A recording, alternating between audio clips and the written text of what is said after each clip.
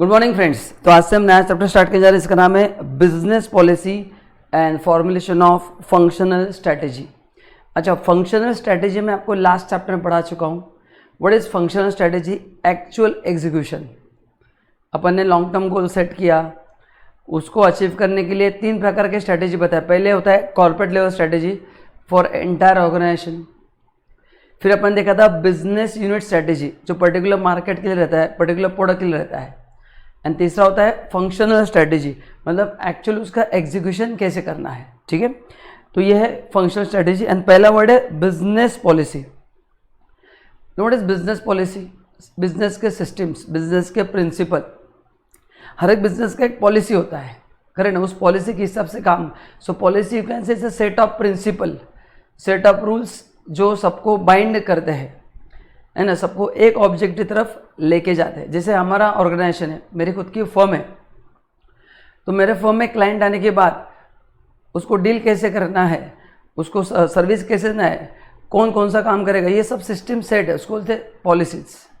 हम उस पॉलिसी के हिसाब से ही काम करते हैं। आपका पेनड्राइव का ऑर्डर आने के बाद उसको प्रोसेस कैसे करना है, तो हर एक के लिए अलग अलग बंदा असाइन किया हमने, जो उसके हिसाब से काम करता है ना, to make sure that you get full support and you get product on time and सब कुछ बराबर हो। तो इसको बोलते हैं बिजनेस पॉलिसी। पॉलिसी का मतलब है system, the way your business will function.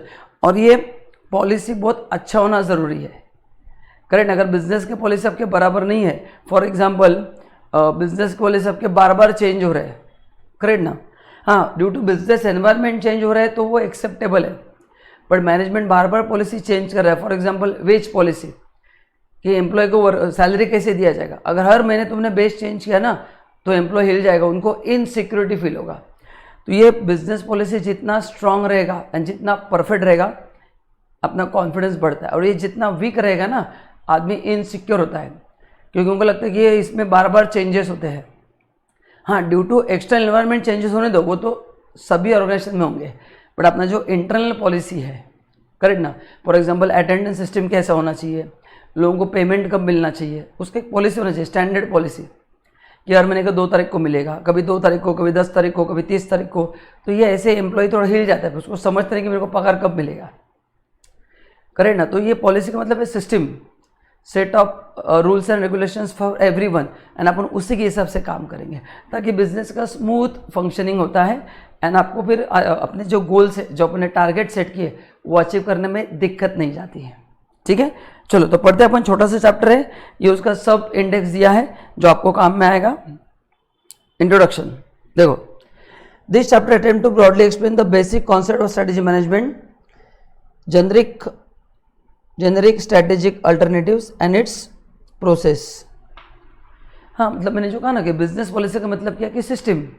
जैसे मेरे को ऑर्डर आने के बाद वो कैसे प्रोसेस होगा, उसके बहुत बहुत अलग अलग तरीके हैं, तो आपने को जो बेस्ट तरीका है, करेक्ट ना, वो अपनाना है। तो generic strategic alternatives and its process, वही जो मैंने कहा। कोई बिजनेस हो, किसी का गारमेंट का बिजनेस हो, किसी का टेक्सटाइल का बिजनेस हो, ऑर्डर आने के बाद वो प्रोसेस कैसे होता है, कस्टमर को कैसे मिलता है, उसका हर एक का बिजनेस प्लान सेट होता है।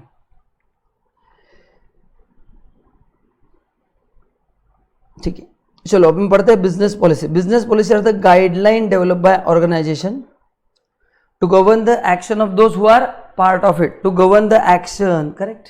सो बिजनेस पॉलिसी का मतलब है, मेरे स्टाफ को पता है कि स्टूडेंट से जब ऑर्डर आता है तो उसको प्रोसेस कैसे करना है, स्टेप 1 क्या है, 2 क्या है, 3 क्या है, 4 क्या है। और मैंने वो ऐसा प्रोसेस सेट किया है कि स्टूडेंट को बेस्ट सर्विस मिले। जैसे फॉर एग्जाम्पल, हम जब ऑर्डर भेजते हैं तो बच्चों को नेक्स्ट डे फ़ोन करके भी बोलते हैं कि भाई तेरा ऑर्डर भेज चुके हैं हम, तो तेरा ईमेल आईडी चेक कर, ईमेल पे सभी डिटेल्स हमने भेज दिए हैं, along with tracking ID also, ताकि बच्चों को पता चलता है हाँ कि हमारा ऑर्डर प्रोसेस हो चुका है। क्योंकि नहीं तो क्या होता है, आपके बैंक से पैसा कट होता है, हमारा अकाउंट में आता है, तुम सोचते रहते हो कि अब मेरा क्या होगा, मतलब मेरे को कम्युनिकेशन कब आएगा।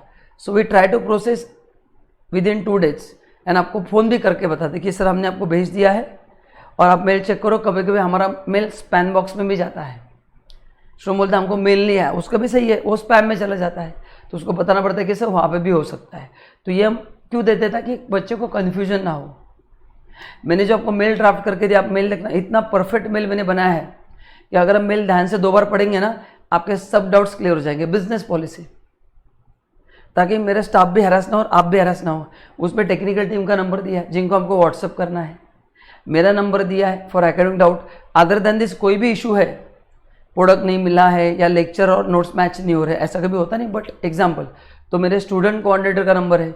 अमेंडमेंट्स के बारे में डाउट्स है, इस सब्जेक्ट में होते नहीं है, नंबर दिया है। तो 3 अलग अलग नंबर्स दिए हैं। बट मेरा बैड लक इतना ख़राब है कि स्टूडेंट वो मेल पढ़ता ही है, धड़ाधड़ किधर भी फ़ोन कर देता है और बोलता है कि हमको सर्विस नहीं मिल रहा है।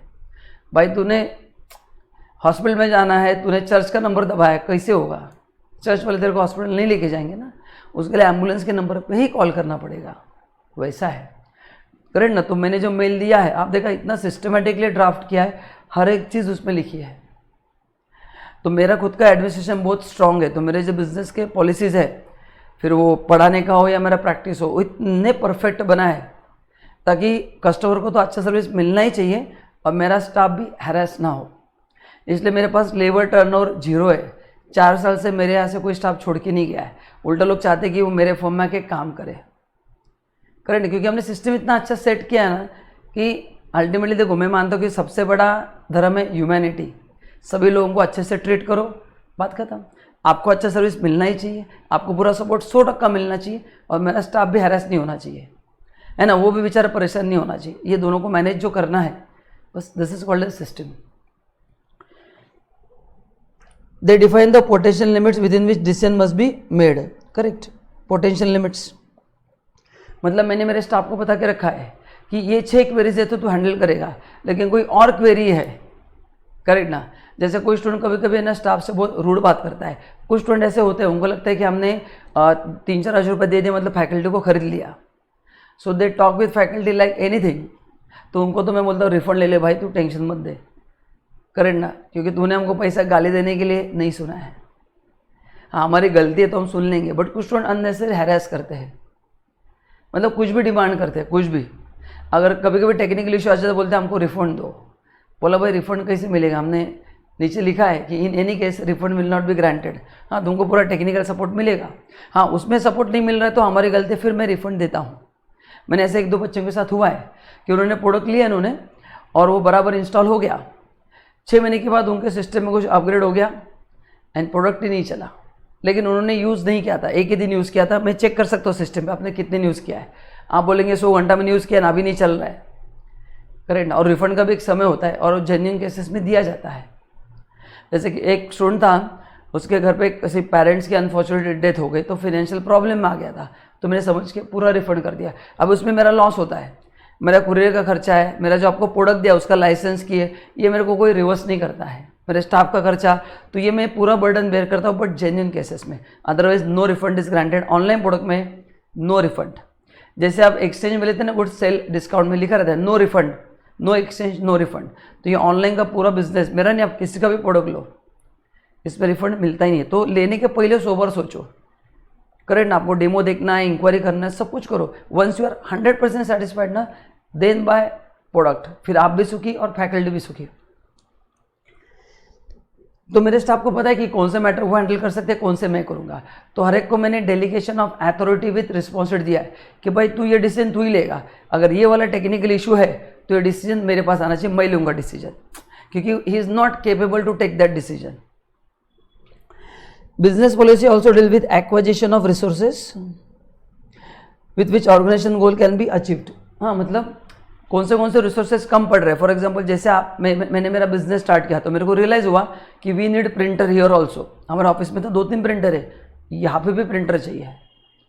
हाँ, पहले हाथ से नाम लिखते थे, अभी हम प्रिंट निकाल के टाइम बचता है तो हमने वो भी खरीद लिया।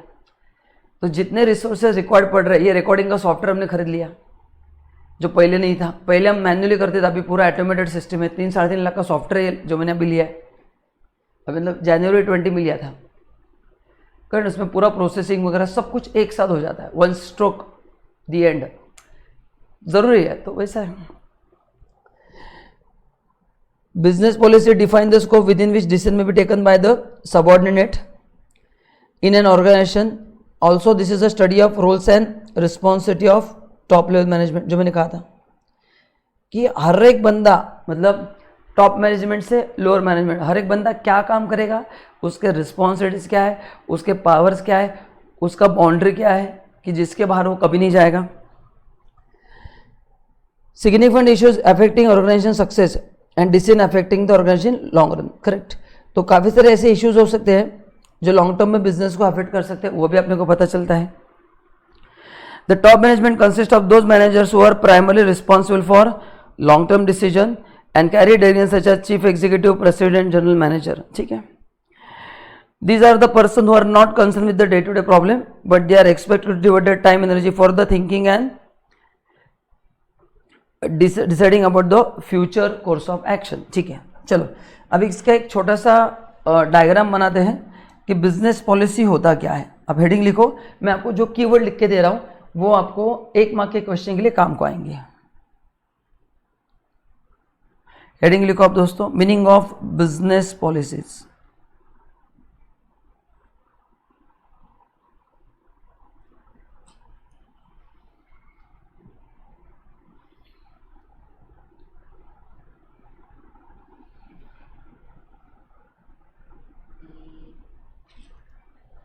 बिजनेस पॉलिसी में क्या क्या पॉइंट इंपॉर्टेंट है बताओ।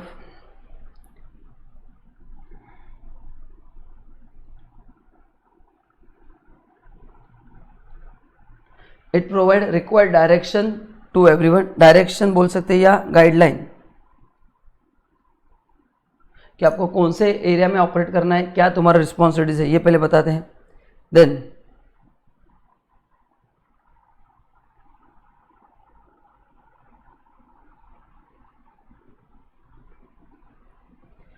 अथॉरिटी ऑफ एवरी पर्सन, कि हर एक बंदे का अथॉरिटी क्या है, तुम कहां तक डिसीजन ले सकते हो। Then it also deals with acquisition of resources and they provide clarity. Business policy क्या करते हैं, अपने को क्लैरिटी प्रोवाइड करते हैं।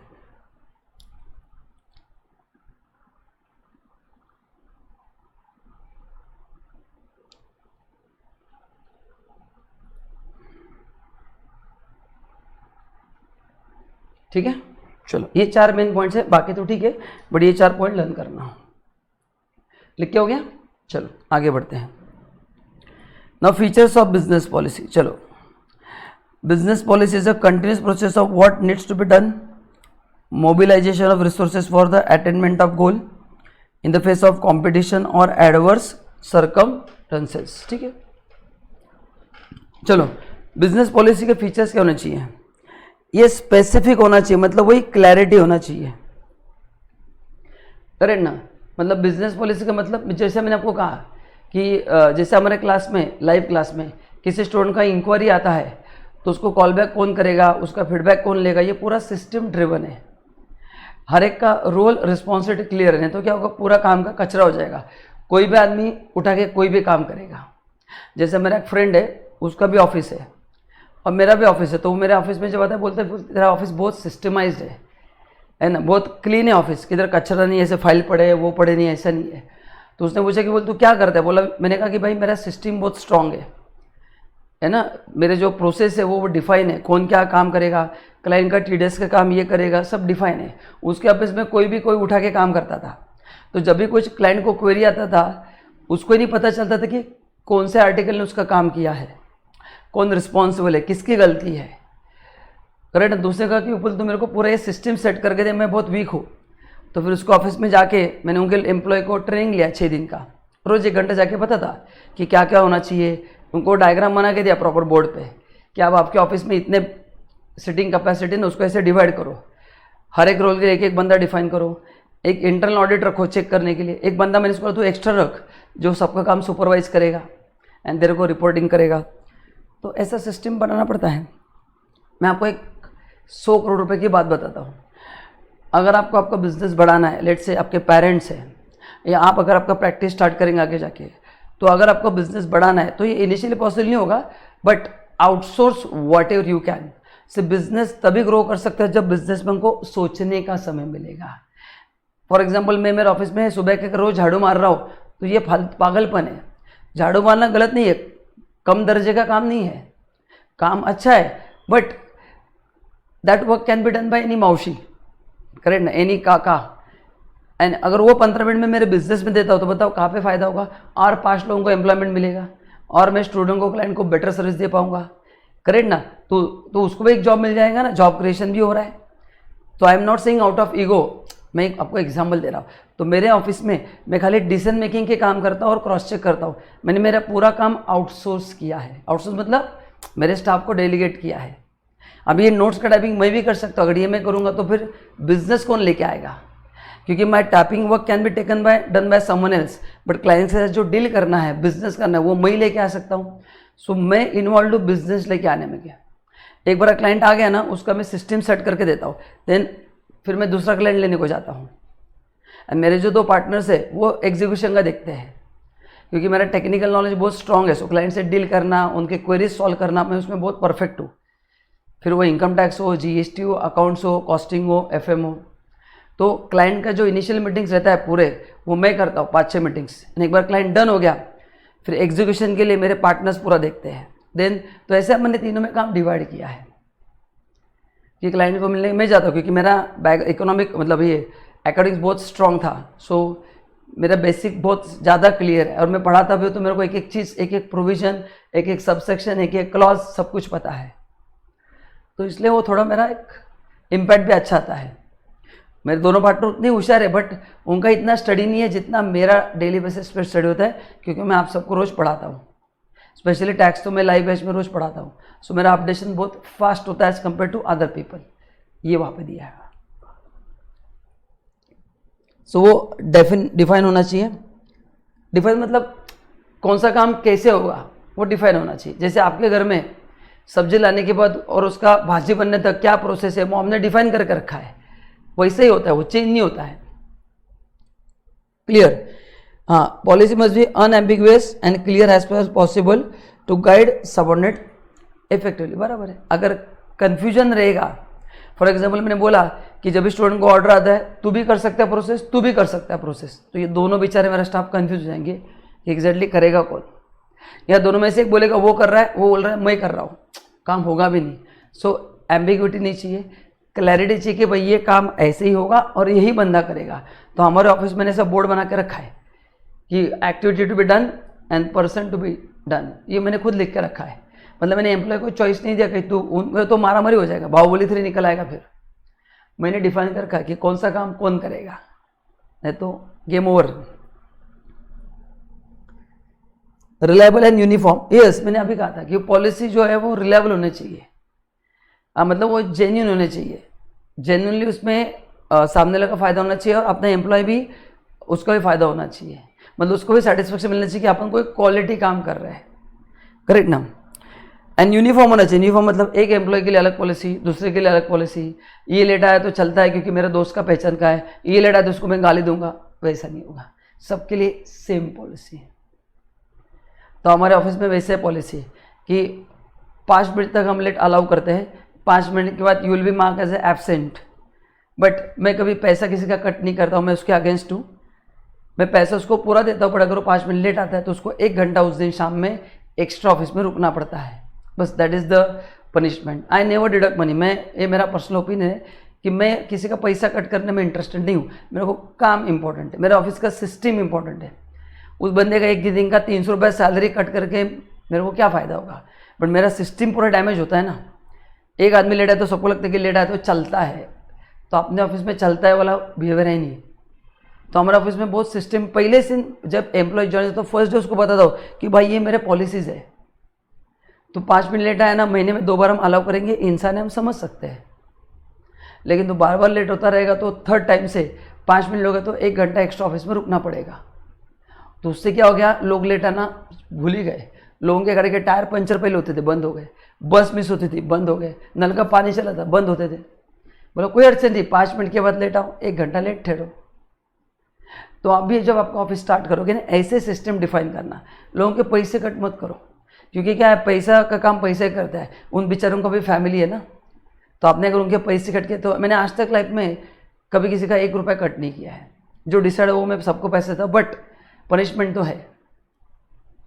करेक्ट है। 2 बार हम महीने में अलाउ करते लेट, थर्ड टाइम अगर 5 मिनट लेट हो गए तो 1 घंटा एक्स्ट्रा रुकना पड़ता है फिर। करेक्ट ना, क्योंकि वो मेरा क्लाइंट का काम, स्टूडेंट का काम नहीं रुकना चाहिए। मेरा ऑफिस सबसे ऊपर है और ये मैं भी रोज़ सुबह आता हूँ ऑफिस में 9 बजे।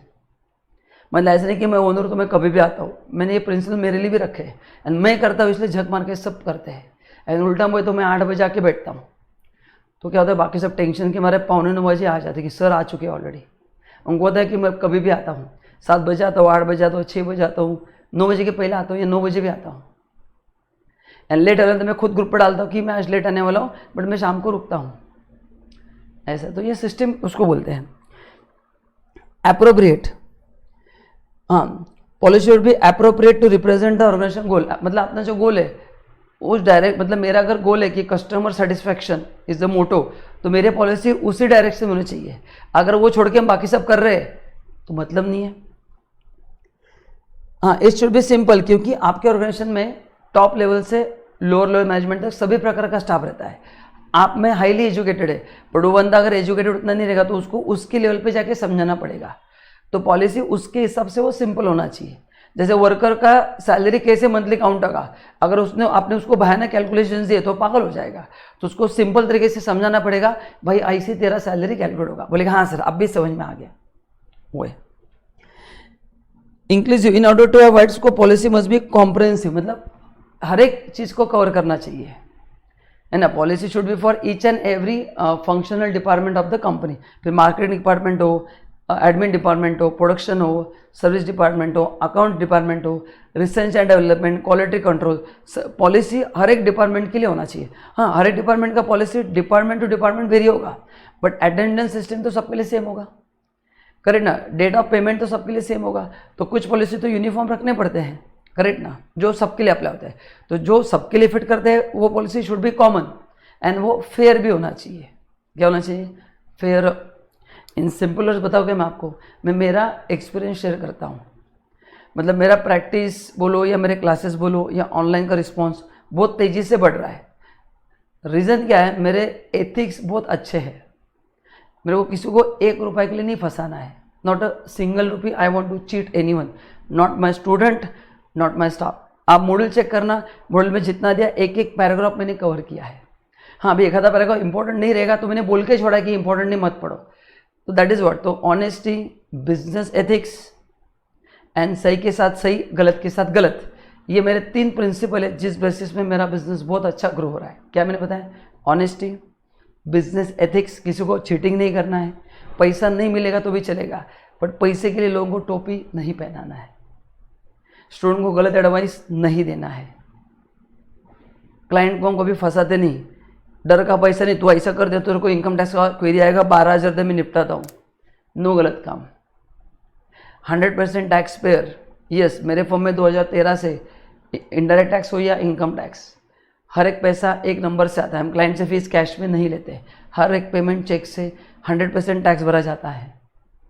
5 साल से मेरे ऑफिस में पगार 30 तारीख को होता है, मतलब होता है। मैंने अकाउंटेंट को बोला है जिस दिन 30 तारीख को पगार नहीं होगा वो तेरा मेरा ऑफिस का लास्ट डे होगा। हाँ, कभी कभी पैसे के प्रॉब्लम होता है, मैं दोस्तों से लेके आता हूँ। कभी ऐसा होता है बिजनेस में एडवर्स सिचुएशन हो जाती है। जैसे मैंने जब ऑफिस स्टार्ट किया था बड़ा, तो उसमें बहुत खर्चा हुआ था, इंटीरियर में ये वो बहुत 50-60 लाख खर्चा था, तो एकदम शॉर्टफॉल आ चुका था। तो उससे मैंने दोस्तों से लाया पैसे मैं 8 दिन के लिए, बट उनको सैलरी टाइम पे दिया। मतलब मेरे लाइफ का, मेरा बिजनेस सक्सेस का तरीका है, बता दो आपको, पेमेंट सबको टाइम पे दो, क्योंकि आदमी पैसे के लिए काम करता है। तो मेरे ऑफिस में इतना फास्ट सिस्टम है, मेरे को इतना बेस्ट सर्विस मिलता है कि उसका मटेरियल आया तो नेक्स्ट मिनट पैसा ट्रांसफर हो जाता है। मैंने अकाउंटेंट को बोला है, अगर मेरे को किसी का पैसे के लिए फ़ोन आया तो तेरा ऑफिस का लास्ट डे होगा। जैसे बिल आता है ऑफिस में, फिर स्टेशनरी का हो या चाय वाले का, चेक करने का इमीडिएट पेमेंट होना चाहिए। पर जिस दिन मेरे को फ़ोन आ गया वो तेरा आखिरी दिन होगा, समझना। हाँ, पैसे होंगे नहीं, वो ऐसे नहीं, कभी शॉर्टेज होगा तो मैं ला के दूंगा, वो तो चिंता मत कर, बट किसी का पैसा रोकना नहीं है। तो ये कुछ मैंने देखा है बिजनेसमैन लोगों को हैरास करके पैसा देते हैं, ऐसा मत करो। तो ये 4 पॉइंट दोस्तों आप नोट डाउन करके रखना, and even you can discuss with this your parents. अगर ये 4 चीज़ें आप आपके बिजनेस में लेके आए तो आपका बिजनेस 100 गुना दौड़ेगा। क्या 4? सबको फटाफट पेमेंट करो, किसी को रुकाओ मत, टाइमली पेमेंट करो। उसके लिए थोड़ा वर्किंग कैपिटल बढ़ाओ। देखो, लोग पैसे के लिए काम करते हैं, सामने लोगों को पैसा टाइमली मिल रहा है ना, वो डिलीवरी फास्ट देता है, सर्विस अच्छा मिलता है, ऐसा मैं मानता हूँ। बिजनेस एथिक्स फॉलो करो, सही के साथ सही, गलत के साथ गलत, कोई पॉलिटिक्स नहीं कंपनी में, करेक्ट, एंड ऑनेस्टी से काम करो। ये 4 चीज़ें मैंने मेरे बिजनेस में अप्लाई की है एंड इसलिए मेरा बिजनेस बहुत फास्ट ग्रो हो रहा है। मतलब मेरे को काफ़ी मेरे क्लाइंट पूछते हैं, या मेरे जो सर है जिनके साथ मैंने काम किया था, आज उनसे मेरा प्रैक्टिस बड़ा हो चुका है। Still is because of him only, क्योंकि उन्होंने मेरे को पूरा नॉलेज दिया। करेक्ट ना? तो हम डिस्कस उन्होंने कैसे किया, बोला सर ये मैंने 4 प्रिंसिपल फॉलो किए and be grateful to your seniors. आज की जनरेशन है, उनको सीनियर्स का वैल्यू नहीं है, फैकल्टी का भी नहीं है। मैं मुंह पे बोल रहा हूँ, आपको बुरा लगेगा। उनको लगता है कि 3,000 मतलब फैकल्टी को खरीद लिया उन्होंने, है ना। So be grateful to your parents, correct ना, क्योंकि आप उनकी वजह से आप यहाँ पे हो। भगवान के लिए ग्रेटफुल रहो, ये चीज़ें करना है। ये 5 चीज़ आप इंप्लीमेंट करो, 1 महीना करके देखो, आपके लाइफ में ट्रांसफॉर्मेशन हो जाएगा। हाँ, आप ये 1 वीक करके देखना। मैंने आपको जो 5 क्वालिटी बताया ना, रोज सुबह उठ के भगवान को बोलना कि thank you so much for what ever you have given, करके देखना 1 महीना। और ये फ्री में एडवाइस है, 1 वीक करके देखना, आपको नेक्स्ट लेवल का फर्क समझ में आएगा। Flexible, it should be flexible in application. Flexible का मतलब है कि बिजनेस एनवायरनमेंट डायनामिक, करेक्ट। मैं आपको बताता हूँ फ्लेक्सिबल का मतलब क्या। पहले क्या होता था, हमको जब pen drive with hard copy का ऑर्डर आता था, हम 2 दिन में डिस्पैच करते थे। लेकिन बच्चा पैनिक होता था, वो सोचता था कि मेरा क्या होगा, उसको डर लगता था कि विपुल सर किधर भाग तो नहीं जाएंगे ना। ये बच्चों को बहुत डाउट रहता है, पता नहीं क्यों, मैं किधर भाग के जाऊँगा। रोज़ यूट्यूब लाइव आपके सामने आता हूँ, पुणे में रहता हूँ, रोज़ हज़ारों बच्चों को पढ़ाता हूँ, 10 साल से भाग के नहीं गया। और क्यों जाऊँगा भाग के? आपके 3,000 से मैं कौन सा ताजमहल बनाने वाला हूँ, और आप कौन से गरीब बनने वाले हो 3,000 से? लॉजिक लगाओ, करेक्ट ना। तो फ्लेक्सिबल का मतलब, तो फिर हमने क्या किया, हमारा सिस्टम फ्लेक्सिबल किया। मैंने बोला स्टूडेंट को ऑर्डर आता है ना, तो उसको लिंक सेम डे भेज दो एंड प्रोडक्ट कुरियर 2 दिन के बाद उसको ट्रैकिंग आईडी भेज दो। सेम डे लिंक है तो उसका देखना आज ही से स्टार्ट हो जाता है। तो आपने पेन ड्राइव भी लिया तो भी देखो, हम आपको मेल में लिंक भेज देते हैं ताकि आप डाउनलोड करके लेक्चर देखना स्टार्ट कर सकते हैं। आपका 6 दिन का टाइम बचता है कुरियर का, that is the advantage. Stable, हाँ, पॉलिसी स्टेबल होना चाहिए, मतलब वो नागिन डांस नहीं होना चाहिए, रोज पॉलिसी चेंज। आज मैं बोलूँगा कि आज डांस ऐसे करना है, एक ही मूवी का एक ही गाना है, रोज डांस मास्टर डांस बदल रहा है, तो बोर हो जाएंगे ना भाई। वो बोलेगा भाई तू एक डांस फिक्स करना। कभी बोलता है नागिन डांस, कभी ये डांस, कभी गणपति डांस। एक डांस बोल कैसे करना है, एक ही मूवी, एक ही गाना, एक ही कोरियोग्राफर और डांस अलग रोज। क्लैरिटी, स्टेबिलिटी होना चाहिए, एक ही पॉलिसी, ताकि एम्प्लॉय को समझ में आता है कि उसको किस डायरेक्शन में काम करना है। ठीक है, चलो सो लिख लो फटाफट।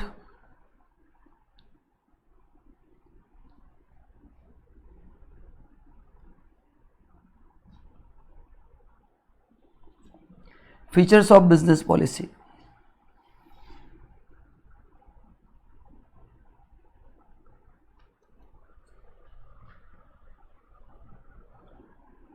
पहला, स्पेसिफिक होना चाहिए।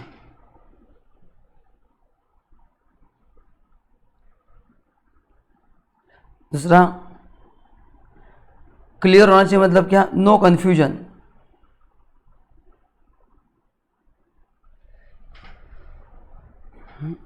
स्पेसिफिक का मतलब क्या है, for particular task, particular task के लिए वो स्पेसिफिक होना चाहिए, मतलब क्लैरिटी चाहिए इसमें। उसके बाद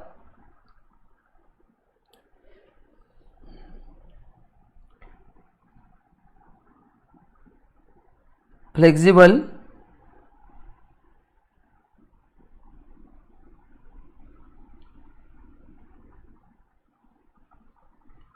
to adopt changes in external and internal environment. जैसे कोरोना की वजह से सभी बिजनेस पॉलिसी चेंज हो गए, करेक्ट ना, वैसा है। Then reliable and uniform,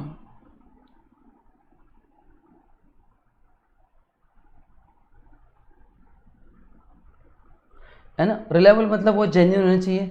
uniform क्यों होनी चाहिए, तो वो स्टाफ कंफ्यूज होगा कि रोज ये पॉलिसी बदलते हैं, उसका कंफ्यूजन अवॉइड करने के लिए। appropriate, simple, inclusive.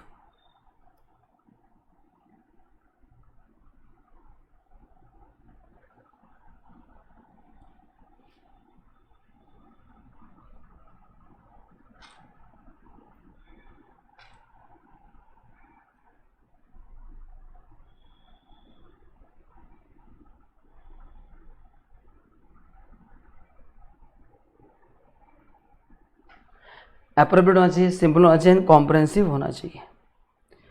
सो ये थे फीचर्स ऑफ बिजनेस पॉलिसी. ये लिख के रखना. क्या होता है, अपने को वर्ड्स याद हो जाते हैं, बाकी कुछ भी नहीं. ये डिफिकल्ट नहीं, मेरे को पता है, बट डायग्राम लिखेंगे थोड़ा बहुत, कुछ तो लिख के वर्ड्स याद रहते हैं. चलो नाउ अभी देखेंगे कि ये फ्रेमवर्क ऑफ स्ट्रेटेजिक मैनेजमेंट, अपन जो पढ़ रहे स्ट्रेटेजिक मैनेजमेंट, उसका फ्रेमवर्क क्या होता है. तो इसमें 4 स्टेप्स दिए डायग्राम में.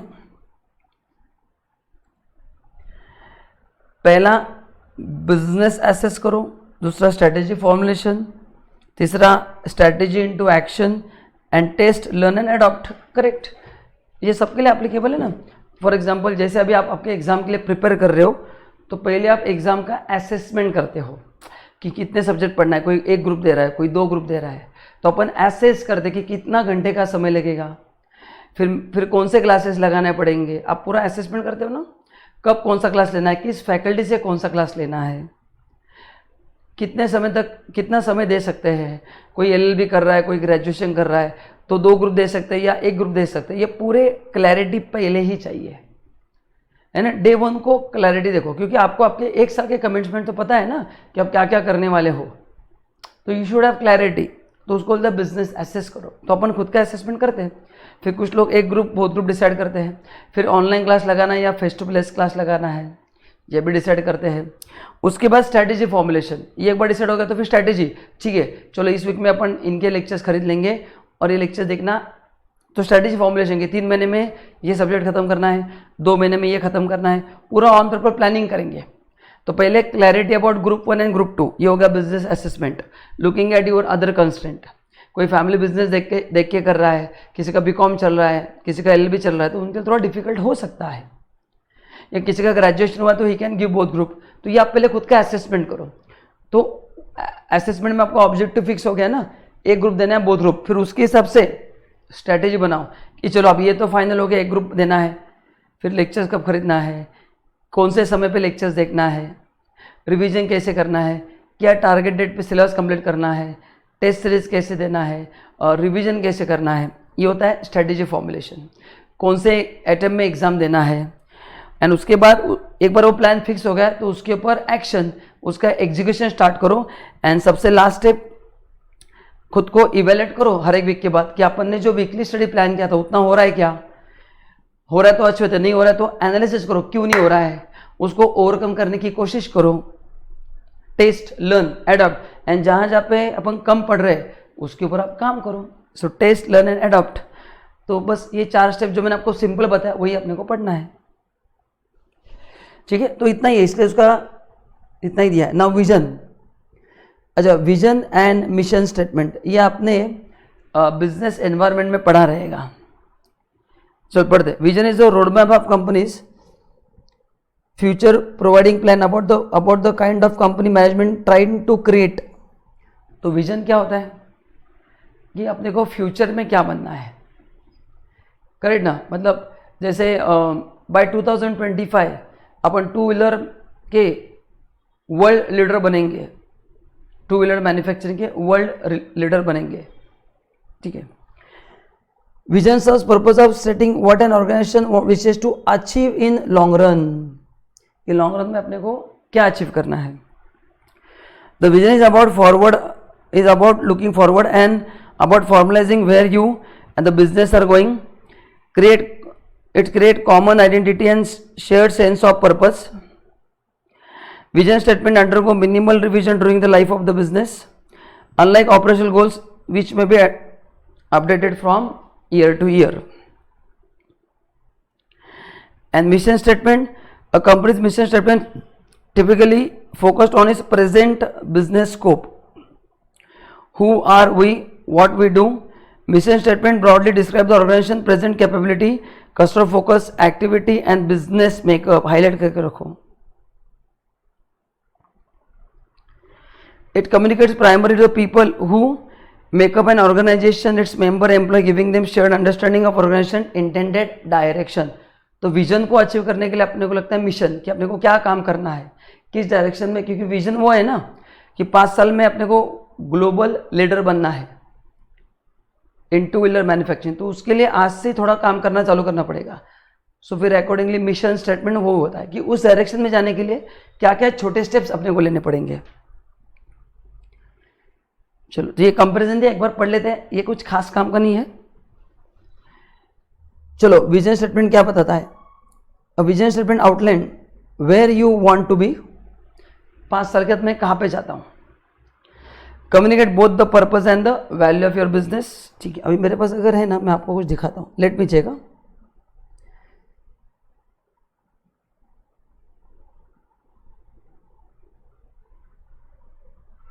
नहीं है, ठीक है, चलो। तो vision statement outline where you want to be and communicate both the purpose and the value of business, कि अपने को वहाँ पे जाना है। एंड वैल्यू का मतलब है, मैंने कहा ना कि बिजनेस एथिक्स। जैसे Tata Motors Tata group is known for their values. भले रिलायंस उससे बड़ा कंपनी है, but if I ask you which is the brand most trustworthy, Tata. Values उनके अच्छे हैं, उनको पैसा कमाना है, but not the way Reliance is earning. Reliance कुछ भी गलत नहीं कर रहा है, मैं एग्जाम्पल दे रहा हूँ आपको, करेक्ट ना। एक बार रतन टाटा को उनको पूछा गया था कि सर आप में और अंबानी में फ़र्क क्या है, तो उन्होंने कहा कि Ambani are businessman and we are industrialist. तो हम अलग अलग लेवल पे लोगों का, मतलब हम इंडस्ट्रियलिस्ट है, we are not working for you for our self, we are also working for the society also. And they are businessman, they are more towards making more money.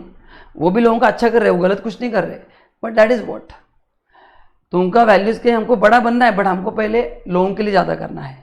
Industries मतलब जो सबका फायदा करेगा, रिलायंस भी सबका फायदा कर ही रहा है, एग्जाम्पल दे रहा हूँ। तो गलत मन नहीं लगे, रिलायंस कुछ गलत कर रहा है, कुछ भी गलत नहीं कर रहा है, but you ask yourself which is the most trustworthy brand. Company Reliance भी बड़ा है, वो भी अच्छा कंपनी, कोई प्रॉब्लम नहीं, बट एक लोगों का उनके भरोसा है, बस उनके values. That is the speciality of Tata group. मैं एक बार है ना बता दो एग्जाम्पल, मैं गोवा गया था। गोवा में ताज अगोड़ा करके होटल है, आप भी शायद गए रहेंगे, इट्स ब्यूटीफुल होटल। तो वहाँ पे हम 3 दिन के लिए रहने गए थे, ठीक है। तो एक्सेलेंट, मतलब 5 स्टार होटल है गोवा में, ताज अगोड़ा। कलंगुट बीच से उधर ऊपर जाना पड़ता है 2 किलोमीटर। एक्सेलेंट होटल, आप कभी गए तो जाके आना। तो वहाँ पे मैं स्टाफ से इंटरेक्ट कर रहा था। ऐसे मैं जहाँ पे जाता थोड़ा इंक्वायरी करता हूँ, एंड टैक्स पढ़ाता हूँ ना, तो थोड़ा उल्टा दिमाग में चलता है। मतलब मैं उनके बिजनेस वैल्यूज समझने की कोशिश कर रहा था। मैं जहाँ पे जाता ना कुछ सीख के आता हूँ, एंड जो भी अच्छी चीज़ें मैं मेरे बिजनेस में इम्प्लीमेंट करता हूँ, करेक्ट ना। So my alertness is very on higher side. मैं जब भी किसी क्लाइंट के ऑफिस में जाता हूँ, जब भी किसी सीनियर को मिलता हूँ, फिर मेरे वो दोस्त हो, मेरे सर है, उनके पास जो भी अच्छी चीज़ है उसको मैं ऑनेस्टली एक्सेप्ट करता हूँ कि मैं यहाँ पे कम हूँ, और उसको इम्प्लीमेंट करता हूँ, करेक्ट ना। उसमें गलत कुछ भी नहीं है, मैं इंसान हूँ, मशीन थोड़ी। तो मैंने वहाँ पे पूछा कि आप लोगों का यहाँ पे मैनेजमेंट कैसे रहता है, मतलब हाउ यू वर्क। बोला सर हमको यहाँ पे 4 दिन ही काम करना पड़ता है, 4 से 5 दिन, बाकी 2 दिन हमको छुट्टी रहता है, करेक्ट ना। एंड हमको ये ग्रुप इतना अच्छा है टाटा ग्रुप, मतलब हमको रहने के नीचे अच्छा फ्लैट लेके दिया है, वहाँ पे हमको खाने पीने की अच्छी चीज़ें, हमारा इंश्योरेंस करके दिया है। So this is very good group. देखो this are called as business values. और हमसे 4 दिन ही काम करा के लेते, 3 दिन हमको आराम देते हैं, इसलिए यहाँ पे कोई जॉब भी नहीं छोड़ता। 4 या 5 दिन उसने कहा, आई एम नॉट श्योर, लेकिन बाकी होटल में वेटर को 1 दिन छुट्टी रहता है। टाटा ग्रुप गिव्स 2 डेज, जो उसने मेरे को कहा था। बोला फिर कभी कभी रतन टाटा खुद आते हैं सर, और सभी खाली स्टाफ का एक मीटिंग लेते हैं कि आपको मेरे होटल में कुछ प्रॉब्लम है क्या, is there scope for improvement. ये कौन बोलता है? मिस्टर रतन टाटा। इमेजिन करो कि इतना बड़ा आदमी है, वो इतना डाउन टू अर्थ कि उनसे पूछता है कि कुछ कमी लग रही है क्या। एंड वहाँ पे बोले हमारे मैनेजर्स वगैरह कोई भी नहीं रहते, खाली हम डायरेक्ट उनसे इंटरेक्ट करते हैं, एंड फिर जो भी बोलते हैं उसके ऊपर कंफर्म काम होता है। इसलिए टाटा ग्रुप इतना नोन है फॉर देयर वैल्यूज। बस ये ओनर का ध्यान होना चाहिए एक चीज़ पे। Mission statement talks about how you will get where you want to be, है ना। विजन क्या है कि फर्स्ट अटेम्प्ट कंपनी सेक्रेटरी बनना है, ये मेरा लॉन्ग टर्म विजन है, मतलब 3 साल का। मिशन, उसको अचीव करने के लिए क्या क्या करना पड़ेगा। It answers where do we aim to be. It answer what we do, what makes us different. A vision statement talks about your future. A mission statement talks about the present leading to future. हाँ, आज क्या करना पड़ेगा ताकि वो vision अपना achieve होगा। Function, it lists where you see yourself some years from now. It inspires you to give best. It shapes your understanding as why you are working here. Correct? मतलब आप खुद को लॉन्ग टर्म में देख पाते हो कि मैं कुछ साल के बाद कहाँ पे रहूँगा और उसके लिए आज क्या करना पड़ेगा। At least the broad goal for which organization is formed. तो आप पढ़ लो, ये सिंपल है, एक आधा क्वेश्चन आएगा, उसमें कुछ भी नया नहीं है।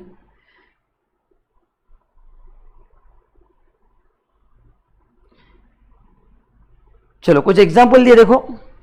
स्टेट बैंक इंडिया का मिशन क्या है? Be the bank of the choice for a transforming India. देखो कितना बड़ा विजन है कि इंडिया को ट्रांसफॉर्म करने के लिए एसबीआई का हाथ बहुत बड़ा होगा, बहुत बड़ा रोल इसमें परफॉर्म करेगा to transform India to next level. And mission क्या है? Committed to provide simple, responsive and innovative financial solution. Correct. अगर इंडिया को ट्रांसफॉर्म करना है इन बैंकिंग एरिया तो उनका काम क्या होगा? What is their contribution towards country? To provide simple financial products. मतलब लोन कैसे इजी करके दे सकते हैं, कितना ऑनलाइन ऑटोमेशन कर सकते हैं ताकि कस्टमर को घर बैठे अच्छा सर्विस मिले, XYZ ऐसा। टेस्ला, देखो टेस्ला बहुत बड़ी कंपनी, आपको पता है। To accelerate world's transition to sustainable energy, to create most compelling car companies 21st century by driving the world's. हाँ, तो टेस्ला जो है वो इलेक्ट्रिक व्हीकल में वर्ल्ड में नंबर 1 कंपनी है, आपको पता ही रहेगा। To accelerate the world's transition to sustainable energy, मतलब उनका विजन है कि हम सस्टेनेबल मतलब क्या? इलेक्ट्रिसिटी। करेक्ट ना? तो rather than using petrol and diesel vehicle, जिससे पोल्यूशन भी बहुत होता है, अगर अपन इलेक्ट्रिसिटी व्हीकल अच्छा बनाने लगे तो फायदा होगा। तो Tesla is known for their electric vehicle, तो उनका फोकस उस पर है। वही दिया उनका मिशन कि 21st सेंचुरी का सबसे बड़ा गाड़ी अपने को बनाना है, बेटर गाड़ी। Amazon, we strive to offer customer the lowest possible prices, best possible selection and utmost convenience। Correct. घर पे बैठ के आप खरीदते हैं, आपको अलग अलग। अच्छा, कन्वीनियंस कैसे? कन्वीनियंस कैसे? जब भी आप कपड़े खरीदते हैं उसमें बहुत सारे फिल्टर लगाए जा सकते हैं कि आपको टी शर्ट चाहिए, मेल चाहिए, फीमेल का चाहिए, है ना, वी नेक चाहिए, राउंड नेक चाहिए, क्या साइज चाहिए, full sleeves, half sleeves, colour कौन सा चाहिए, मटेरियल कौन सा चाहिए, फैब्रिक कौन सा चाहिए, ब्रांड कौन सा चाहिए, साइज कौन सा चाहिए। इतना फिल्टर लगने के बाद आपको जो लगता है प्रोडक्ट सामने आता है। Plus they give you huge varieties. एक टी शर्ट में सिलेक्ट किया तो उसमें 100 ऑप्शन मिलते हैं, उसमें से एक तो पसंद आता ही है। करेक्ट ना? तो ये अगर उनका विजन है तो आज क्या उनको करना पड़ेगा? We strive to offer customer lowest possible prices, best available selection and utmost convenience. LinkedIn का दिया है, to connect world's professional to make them more productive and successful. Excellent. LinkedIn में क्या होता है? अपना प्रोफेशनल नेटवर्क बहुत अच्छे से ग्रो होता है। प्रोफेशनल नेटवर्क आपको बहुत अच्छे से ग्रो होता है। करेक्ट ना? तो ये एक बार अगर अच्छे से ग्रो हो गया तो आपको बिजनेस में फायदा होता ही है। तो उसके लिए क्या करना पड़ेगा? To create economic opportunity for every member of global workforce. तो लिंक्डइन ने प्लेटफॉर्म दिया है जहाँ पे आप आपका जॉब पोस्ट कर सकते हैं, आप जो सर्विस देते हैं वो वहाँ पे पोस्ट कर सकते हैं, तो जिसको रिक्वायरमेंट है वो आपको फायदा करके देता है।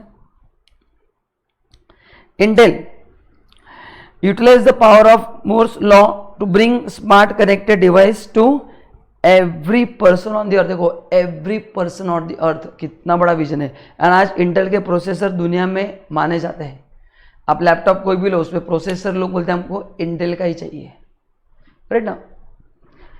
If it is smart and connected it's best with the Intel. देखो क्या, राइट ना, कि अगर वो स्मार्ट होगा, कनेक्टेड होगा तो वो इंटेल का ही होगा। एंड आज ट्रू है। Samsung, to become world top 5 brand by 2020। तो मिशन स्टेटमेंट का है, inspire the world, create the future. Correct. Facebook का है। तो ये एग्जांपल्स दिए हैं। अब इसमें से एक आधा MCQ आ गया तो आपके मरण है फिर है ना, कि फेसबुक का मिशन स्टेटमेंट क्या है, विजन स्टेटमेंट क्या है, करेक्ट ना। तो ये थोड़ा कॉम्प्लिकेटेड पार्ट है, आप इसको 2 बार पढ़ के रखना, more than enough.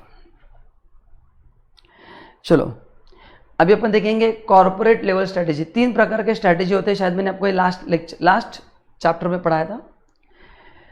Corporate level का स्ट्रैटेजी मतलब ये overall strategy for entire organization. This is a very very long term, it's a huge, मतलब सबसे बड़ा गोल है ये, कि ये पूरे ऑर्गेनाइजेशन के लिए स्ट्रैटेजी है। एंड फिर accordingly product wise, market wise छोटे छोटे स्ट्रैटेजी फिक्स किए जाएंगे। वो होता है बिजनेस यूनिट स्ट्रैटेजी। एंड तीसरा होता है फंक्शनल स्ट्रैटेजी, जहाँ पे एक्चुअल एग्जीक्यूशन किया जाता है। ठीक है, चलो तो मैं 1 मिनट पानी पीता हूँ एंड फिर अपन पढ़ते हैं corporate level strategy.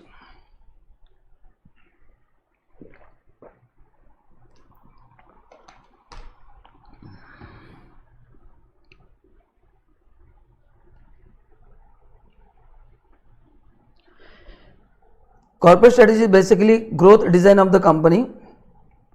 It spells out the growth object of the company like direction, extent, pace, timing of company's growth. It also spells out the strategy for achieving the growth. So corporate level strategy क्या है कि एक overall सबको direction मिलता है कि अपने को इस डायरेक्शन में जाना है, कब कौन सी चीज अचीव करना है, तो कितने स्पेस, कितने स्पीड से काम करना है ना। एंड इतना काम किया तो कंपनी का ग्रोथ कितना होगा, उसका क्लैरिटी चाहिए। उसका क्या चाहिए, क्लैरिटी। मैं हमेशा सबको बोलता हूँ कि स्टूडेंट हो या एज अ प्रोफेशनल हो, अपने को ग्रो तो करना ही है, उसमें गलत कुछ भी नहीं है। ईमानदारी से करेंगे तो गलत कुछ भी नहीं है, करेक्ट ना। तो ये ग्रो होना है मतलब क्या, ये क्वांटिफाई होना चाहिए। बच्चे बोलते हैं मैं बहुत स्टडी करूँगा, बहुत नहीं, नंबर ऑफ आवर्स में, क्योंकि देखो अपने को अगर अपना गोल क्लियर नहीं रहेगा ना तो फिर अपन काम नहीं कर सकते। मैं बोलूँगा कि मेरे को बहुत रिकॉर्डिंग करना है, अरे बहुत मतलब क्या, 12 मिनट, 13 मिनट, 5 आवर्स, 6 आवर्स। तो ध्यान में रखना, आपके जो गोल है ना वो क्वांटिफाई होने चाहिए, मेजरेबल होने चाहिए, एंड उस टाइम लिमिट में अचीवेबल भी होने चाहिए। तो अगर ये आप कर सकते हैं ना तो कुछ भी हो सकता है। एंड जिनके गोल ऐसे टाइम बाउंड नहीं है ना, वो कभी अचीव नहीं होता। फॉर एग्जाम्पल आपने डिसाइड नहीं किया कि मैं इस दिन को मेरा स्टडी खत्म करूँगा, तो वो गोल अचीव नहीं होता, वो एक्सटेंड ही हो जाता है। तो आपका एक टाइमलाइन होना चाहिए कि मैं 15 तारीख को सिलेबस खत्म करूंगा, तो उसके हिसाब से उल्टा रिवर्स वर्किंग करके आना है कि आज कितना पढ़ना पड़ेगा।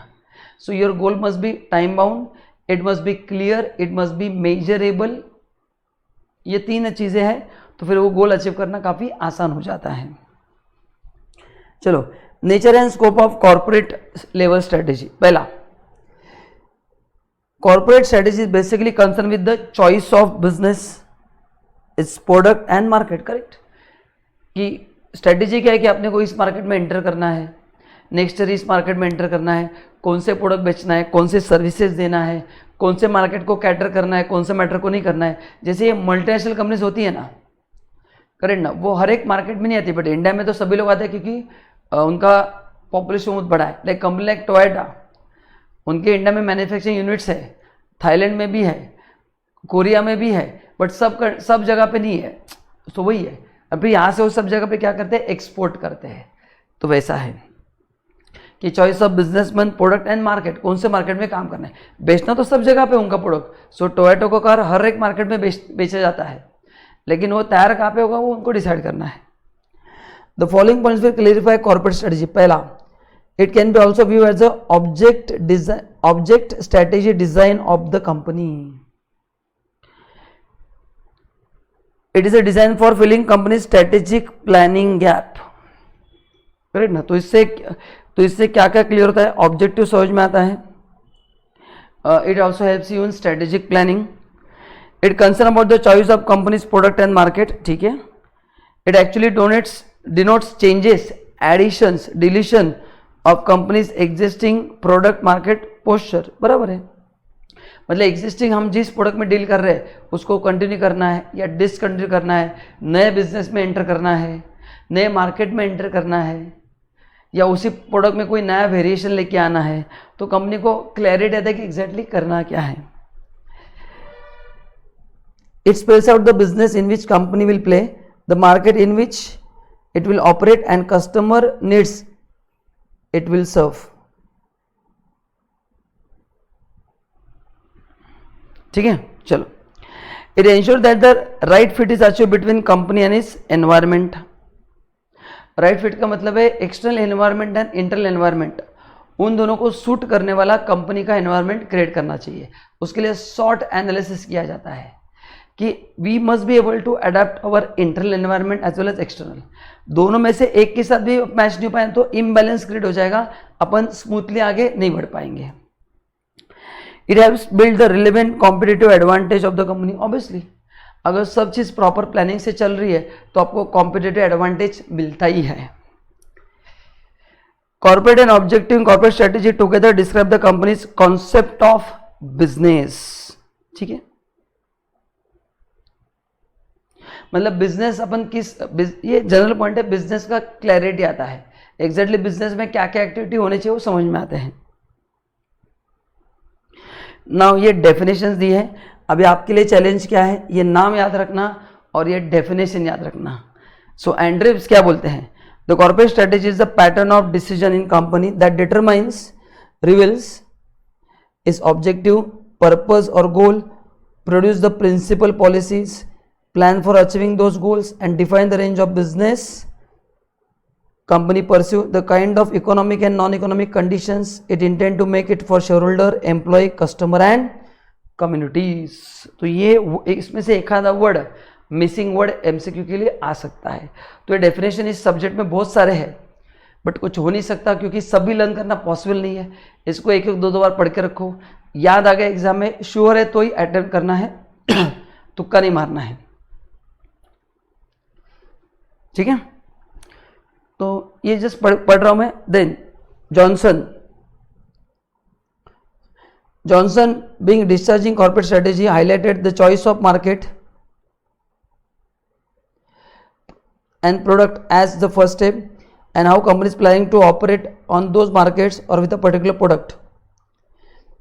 They have also discussed the corporate strategy from overall scope of organization and how value should be added to different parts of an organization। ठीक है, तो ये भी डेफिनेशन आपको पढ़ के रखना है। ठीक है, चलो अपन इसका एक डायग्राम बनाते हैं। ये डेफिनेशन आप पढ़ के रखो, इसमें से वर्ड्स आपको लर्न करने पड़ेंगे।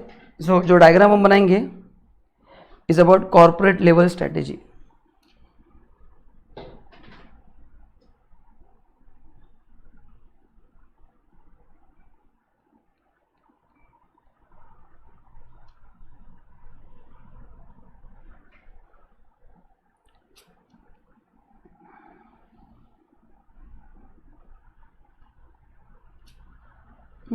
क्या क्या इंपॉर्टेंट पॉइंट आपको अच्छे से लर्न करना है, करेक्ट ना।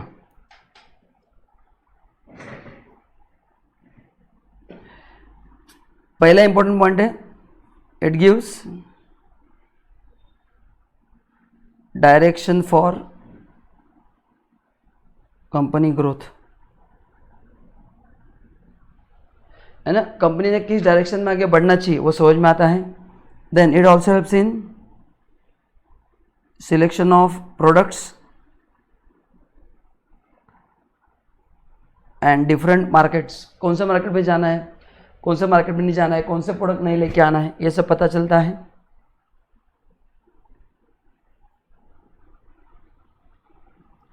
देन हेल्प्स इन, ठीक है, helps in strategic planning,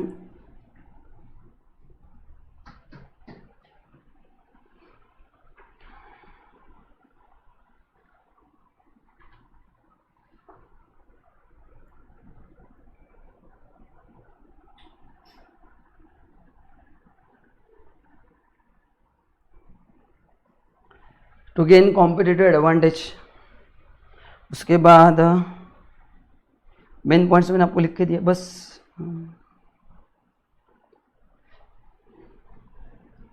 and और एक पॉइंट आप लिख सकते हैं जो इंपॉर्टेंट है,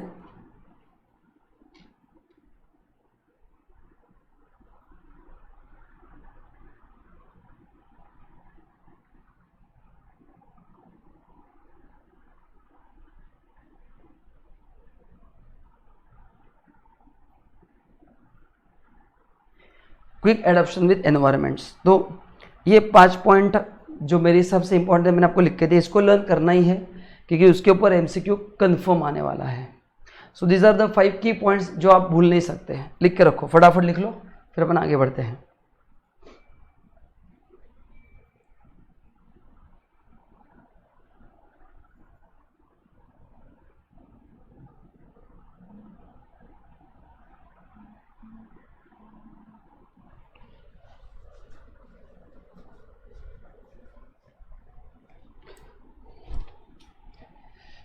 हो गया?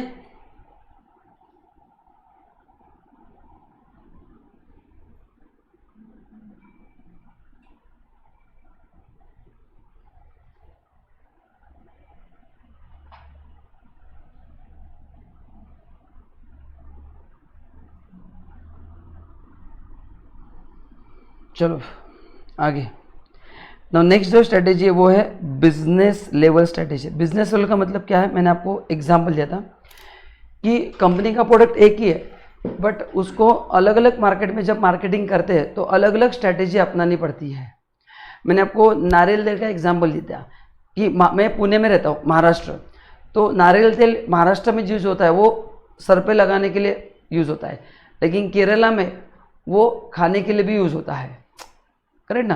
तो प्रोडक्ट वही है बट वो यहाँ पे वो नहीं चलेगा, करेक्ट। तो पैराशूट कंपनी यहाँ पे वो मार्केटिंग नहीं करती कि आप खाने का जो ये पैराशूट जो है हेयर ऑयल आप खाने के लिए यूज़ करो, करेक्ट ना।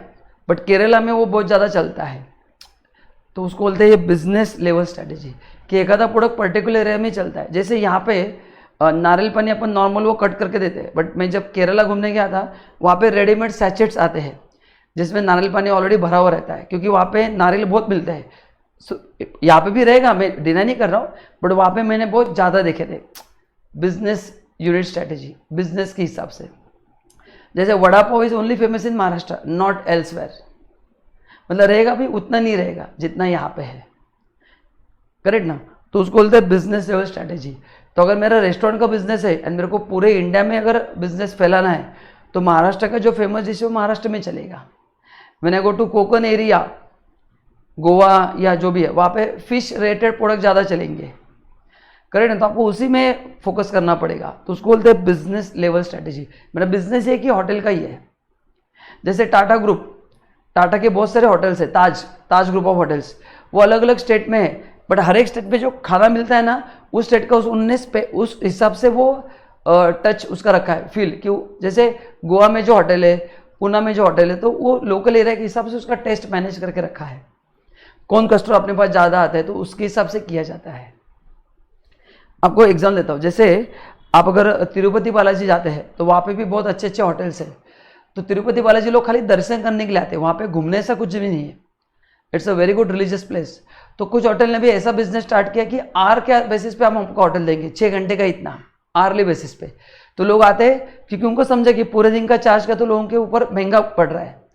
तो एक दो होटल ने वैसा स्टार्ट किया और उनको बहुत अच्छा रिस्पॉन्स मिल रहा है, क्योंकि मेरे को खाली दर्शन करना है, मैं 6 घंटे होटल लूँगा, निकल जाऊँगा। 24 घंटे का अननेसेसरी रेंट देना पड़ता है। बिजनेस लेवल स्ट्रेटेजी वैसा होता है। तो हर एक एरिया में ऐसा होता है। फॉर एग्जांपल जैसे if you go to hill station like Shimla, Kullu Manali, Ooty, Kodaikanal, वहाँ पे होटल्स में फ़ैन नहीं लगते क्योंकि वहाँ पे ठंडी बहुत रहती है। तो हमेशा उसका जो ये टेम्परेचर थोड़ा कोल्ड रहता है, तो वहाँ पे एसी वगैरह इतने नहीं चलते। बट अगर आप दूसरी तरफ गए हिल स्टेशन, मतलब जो महाराष्ट्र में है, वहाँ पे तो एसी फैन दोनों रहता है। महाबलेश्वर गए तो वैसा है। इसको बोलते हैं बिजनेस लेवल स्ट्रेटेजी। आप जिस मार्केट में काम कर रहे हैं, जिस स्टेट में काम कर रहे हैं, हर एक का एरिया अलग अलग रहता है, तो आपको उसके हिसाब से काम करना पड़ता है। देखो, business level strategy applicable in those organization which have different business and each business treated as a strategic business unit. मेरे अलग अलग बिजनेस है, अभी यहाँ पे तो अलग अलग लिखा है। मैं तो बोलता हूँ कि सेम बिजनेस भी रहेगा तो भी स्ट्रेटेजी बदलना पड़ता है। मैंने आपको होटल का एग्जांपल दिया ना कि if I am to hotel industry, हर एक स्टेट में जब मैं होटल स्टार्ट करूँगा तो उनका लोकल टेस्ट क्या है वो मेरे को जानना पड़ेगा, उसके हिसाब से डिश वहाँ पे बनाना पड़ेंगे। पूना में वड़ा पाव चलता है लेकिन वो केरला में नहीं चलेगा। केरला में जो ऑयल यूज़ करते हैं वो नारियल तेल कहेंगे तो मैं वहाँ पे खाऊंगा 5 स्टार में। पुणे में कहूँगा तो मैं गाली दूंगा कि ऐसा कभी बनता है क्या खाना, समझ में आ रहा है क्या आपको? The fundamental concept in SBU is to identify and discrete independent product और market segment serve by organization. Independent क्यों? वो उसके हिसाब से। Since each product market segment as a distinct environment, SBU is created for each such segment. For example, Reliance Industries Limited operation textile, fabric, yarn, fiber, variety of petrochemical product. For each product group, the nature of market in terms of customer, competition, marketing differs. मतलब same business भी रहेगा तो भी, जैसे मैंने आपको मेरा example दिया था कि जो मेरे प्रोडक्ट है वो साउथ में नहीं चलते, बिकॉज वहाँ पे स्टूडेंट प्रेफर करते हैं ओनली फुल इंग्लिश, उनको हिंदी नहीं समझ में आता। ये मेरे लिए बहुत बड़ा सरप्राइज है, हिंदी राष्ट्रभाषा है और ये वो बोलते हैं हमको समझ में नहीं आता। मतलब इससे बड़ी शर्मनाक चीज़ मेरे हिसाब से कुछ नहीं हो सकता है। हाँ, इंग्लिश नहीं समझ में मैं एक्सेप्ट करता हूँ, बट हिंदी तो अपनी मातृभाषा है। अगर आप बोलेंगे कि हिंदी नहीं समझ में आती है, and this I have observe, जब भी मैं चेन्नई जाता हूँ, तिरुपति जाता हूँ ना, वहाँ पे लोग बोलते हैं कि हमको हिंदी नहीं समझता। अभी कितना बड़ा ब्लंडर है ये भाई, हिंदी राष्ट्रभाषा है, वो तुमको नहीं समझ में आ रहा है। दिस इज समथिंग, मतलब I am not able to digest. English नहीं आता, आई एग्री, इंग्लिश अपनी लैंग्वेज है नहीं, English is a commercial language, but Hindi नहीं समझ में आता है, सरप्राइज। नेक्स्ट, माइकल पोर्टर, आगे आपके लिए चैलेंज, नाम ध्यान में रखना है, has identified business level strategy which are most are cost leadership, differentiation, focus to achieve sustainable competitive advantage. Differentiation मैंने कहा था, product wise, market wise, customer के टेस्ट के हिसाब से। The strategy of cost leadership was common in 1970। This strategy require construction of efficient skill facilities, cost reduction, control over expenses, cost minimization. The low cost strategy gives several advantages before rivals. It may be explained by the possibility to be more efficient than competitors. ठीक है, तो ये जो Michael porter है उनके हिसाब से क्या करना चाहिए, आपका फोकस होना चाहिए cost reduction, control over expense and cost minimization. उनका कहना है कि अगर प्रोडक्ट का काम कॉस्ट कम हो गया तो नेचुरली आपका बिजनेस बढ़ता है, एंड वो करेक्ट भी है, क्योंकि जहाँ पे आदमी का पैसा बचता है वो आदमी इमीडिएटली सोचने लगता है कि अरे क्या होगा आज, करेक्ट ना? तो वैसा है, तो वो सस्ते प्रोडक्ट की तरफ खींचा जाता ही है। जैसे मैंने कहा कि पेंटर लेक्चर में बच्चा लगता है कि सस्ता कौन सा है, वो क्वालिटी वाली उसको नहीं चाहिए। वो देखते हैं कि विपुल सर कितने घंटे पढ़ा रहे हैं, बाकी फैकल्टी कितने घंटे पढ़ा रहे हैं, विपुल सर 100 हर साल नए लेक्चर्स रिकॉर्ड करके देते हैं, यस, बाकी फैकल्टी पुरानी लेक्चर्स देते हैं। ये बच्चा देखता नहीं, वो लेक्चर लेने के बाद समझ में आता है कि अरे ये तो कितना पुराना है, नोट सिलेबस पूरा कवर नहीं है। विपुल सर 150 घंटे पढ़ा रहे हैं, 90 घंटे पढ़ा रहा है, तो 60 घंटे विपुल से थोड़ी डांडिया खेलते रहेंगे, कुछ ना कुछ तो पढ़ाते रहेंगे।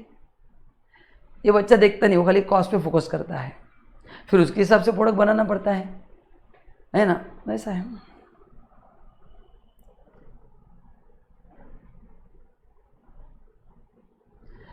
हिल जॉन्स, तो ये दिया है, ठीक है।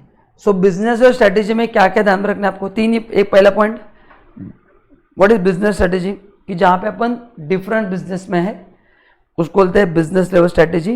एंड हर एक प्रोडक्ट एंड हर एक मार्केट सेगमेंट अलग अलग है, independent product and market segment. इसको हाईलाइट करो, जो मैंने येलो कलर से किया है, इंपॉर्टेंट है। मतलब हर एक मार्केट के लिए हर एक सेम प्रोडक्ट भी रहेगा तो हर एक मार्केट में बेचने का तरीका अलग रहेगा। जैसे पूना में बेचने का तरीका अलग है, केरला में बेचने का तरीका अलग है, प्रोडक्ट सेम रहेगा तो भी, क्योंकि वहाँ पे जो लोकल सोशल एनवायरनमेंट रहता है वो भी उनके ऊपर इम्पैक्ट डालता है, यानी उनका माइंडसेट बहुत मैटर करता है।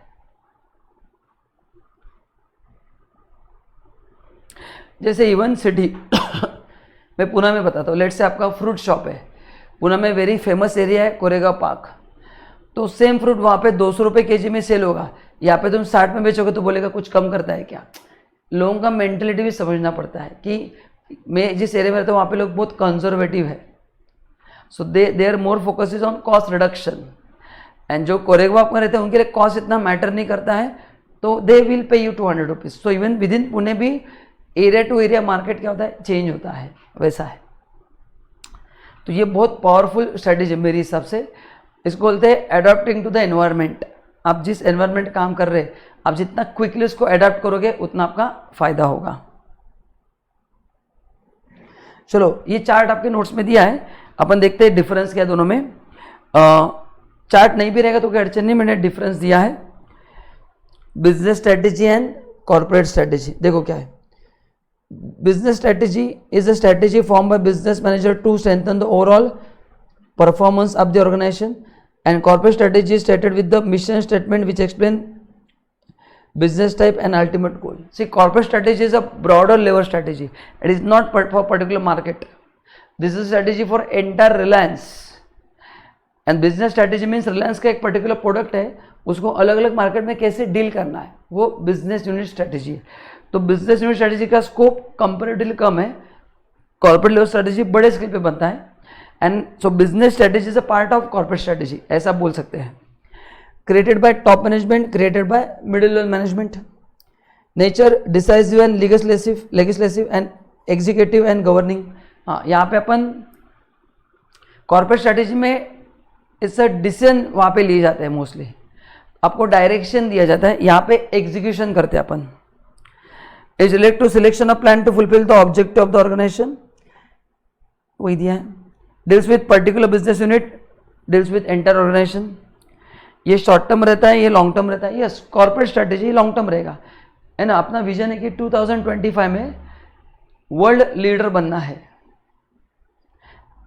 फिर उसके लिए क्या करना पड़ेगा अपने को, हर एक स्टेट में अपना सेल्स बढ़ाना पड़ेगा। ये शॉर्ट टर्म ऑब्जेक्टिव है कि कैसे हम सेल्स बढ़ा सकते हैं। Focus maximizing profitability and business growth, competing successful in the market place, approach extroverted and introvert. ठीक है, तो ये पढ़ के रखना, एकदम सिंपल है, एक आध दूसरा एमसीक्यू आ सकता है बट इजी, इतना कुछ डिफिकल्ट नहीं है। एंड इसमें हाँ, ये ध्यान में रखना कौन से स्ट्रेटेजीज में आते हैं। Cost leadership, focus and differentiation, expansion, stability and retrenchment, तो ये सब उसमें आता है। ठीक है, तो इसका डायग्राम कुछ बनाऊंगा नहीं क्योंकि एकदम सिंपल स्ट्रेटेजी है। तो बेसिक आपको फर्क समझ में आ गया ना। Corporate level is for entire organization and this is for particular market, for particular product, बस ये मेजर डिफरेंस है। एंड तीसरा है फंक्शनल लेवल स्ट्रेटेजी। फंक्शनल का मतलब है ये एग्जीक्यूशन वाला स्ट्रेटेजी। कौन सा है? एग्जीक्यूशन वाला। देखो, functional strategy as suggested by the title relate to the single functional operational and the activity involve therein. तो फंक्शनल ऑपरेशन है, उसमें क्या क्या एक्टिविटी इन्वॉल्व है। Decision at this level within the organization are often describe as a tactical. Such decision, देखो एक minute, function activity involve का मतलब क्या है? What do by activity involve? क्या क्या काम करना है, एग्जीक्यूशन है ना। ये प्रोडक्ट इस मार्केट में कैसे बेचना है, वो स्ट्रेटेजी डिसाइड हो गया, बिजनेस यूनिट स्ट्रेटेजी। अभी उसके ऊपर काम करना पड़ेगा, उस हिसाब से मार्केटिंग करना पड़ेगा, प्रोडक्ट का ब्रांडिंग करना पड़ेगा, एग्जीक्यूशन, फंक्शनल स्ट्रेटेजी। तो ये जो लोग होते हैं ये एग्जीक्यूशन में इन्वॉल्व होते हैं and they face lot many challenges, क्योंकि ऑफिस के केबिन में बैठ के policy banana and on road जाके उसको एग्जीक्यूट करना बहुत फर्क रहता है, क्योंकि अलग अलग चैलेंजेस आते हैं। जैसे टीम मीटिंग में डिसाइड होता है कि आज अपन ऐसा खेलेंगे, लेकिन वहाँ पे जाके पता चलता है कि पीछे अलग है, तो स्ट्रेटेजी बदलना पड़ता है। Decision at this level within the organization are often described as a tactical. Such decisions are guided and constrained by some overall strategic consideration. Function level strategy deals with relatively restricted plan, providing objective for specific function, allocation of resources among different operation within that functional area. Yes, है ना। मतलब for example मैं marketing employ हूँ, मेरे को इतना इतना cell लेके आना है, करेक्ट ना। तो उसके लिए मेरे को क्या क्या रिसोर्सेज लगेंगे, उसका प्रॉपरली मैं बैलेंस कैसे कर पाता हूँ, कैसे उसको इफेक्टिवली यूज कर सकता हूँ, वो दिया है। देखो, providing objective for specific function, allocation of resources and coordination between them for the optimal contribution and achievement of SBO and corporate strategy objectives. Yes, और उसमें एक दूसरे से लिंक होने चाहिए। मतलब क्या बताता हूँ, लेट्स से फंक्शनल स्ट्रैटेजी की प्रोडक्ट को सेल करना, तो प्रोडक्ट सेल करने के लिए बहुत सारे एक्टिविटी इन्वॉल्व होंगे। पहले हम कस्टमर को कॉल करेंगे, फिर इमीडिएटली उसने अगर हाँ बोला तो उसको डेमो देना चाहिए, फिर डेमो के लिए कॉल आएगा, डेमो देने के बाद फिर सेल्स टीम का फॉलोअप का कॉल आएगा कि आपको इंटरेस्ट है क्या।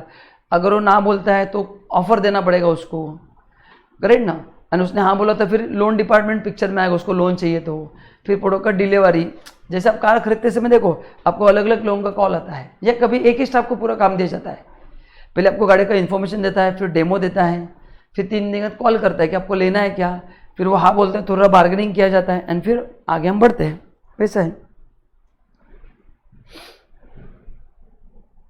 तो देखो एग्जाम्पल दिया, जैसे मार्केटिंग स्ट्रेटेजी है ना, आप मार्केटिंग के हेड हो तो आपको क्या क्या काम करने पड़ेंगे, प्रमोशन का काम, सेल्स, डिस्ट्रीब्यूशन, प्राइसिंग स्ट्रेटेजी, ये चारों चीज़ों पे आपको अच्छे से काम करना पड़ेगा।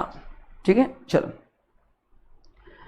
हाँ, तो देखो formulation of functional strategy, correct ना। अभी फंक्शनल स्ट्रेटेजी में पहला फंक्शन लिया फाइनेंस। सी हर एक डिपार्टमेंट इज है ना, फाइनेंस है, मार्केटिंग है, एडमिन है, तो अपन हर एक के लिए स्ट्रेटेजी डेवलप करने जा रहे हैं। तो मॉड्यूल में जितना कवर्ड है उतना अपन सब डिस्कस करने वाले हैं। पहला है फाइनेंस स्ट्रेटेजी।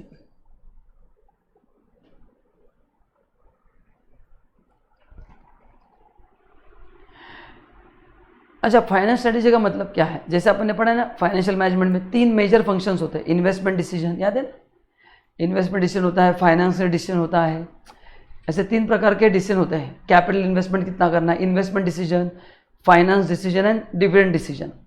ये 3 मेजर फंक्शंस होते हैं फाइनेंस मैनेजर के। तो वो अचीव करने के लिए उसको स्ट्रेटेजी बनाना पड़ेगा ना, तो वही यहाँ पे दिया है। तो जो भी आपका फिनेंशियल स्ट्रेटेजी है, जैसे मैंने कहा कि आपको सबको अगर टाइमली पैसा देना है तो पैसा सबसे बड़ा रिसोर्सेस है। देखो free cash flow, this is the measure of firm's functional soundness and show how efficiently its financial resources are being utilized. It represents the net cash available after deducting the investments, and working capital increases from the firm's operating cash flow. Companies should utilize this metric when they anticipated substantial capital expenditure in near future. मतलब क्या है, free cash flow कितना है, correct ना। अच्छा, ये क्यों जरूरी है, देखो अपन ने पढ़ा था बिजनेस में पैसा 2 चीजों में लगता है। एक for working capital purpose, what is working capital, for your day to day expenses, and second to buy fix assets. तो जितना आपके पास कैश फ्लो रहेगा उसका प्रॉपर प्लानिंग होना जरूरी है। अगर अपन ने डिसाइड किया है कि 6 महीने के बाद अपने को मशीन खरीदना है तो उसके हिसाब से आपको उतना पैसा बाजू निकाल के रखना पड़ेगा, है ना, नहीं तो मशीन खरीदने में आपको क्या होगा, दिक्कत हो जाएगी। तो वैसा है, तो जो फंड्स हैं वो प्रॉपरली यूज होना चाहिए। पहला पॉइंट दिया है, करेक्ट ना। सेकंड वही दिया है। तो फ्री कैश फ्लो का फायदा क्या है, to meet your day to day expenses and plan for capital expenditure. ठीक है, तो ये मैं पॉइंट्स कुछ आपको लिख के देता हूँ, ये थोड़ा इंपॉर्टेंट है। लिखो heading finance strategy.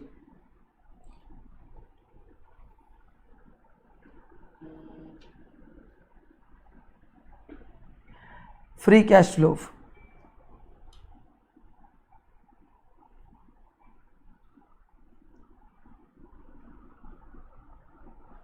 Free cash flow क्यों होना चाहिए,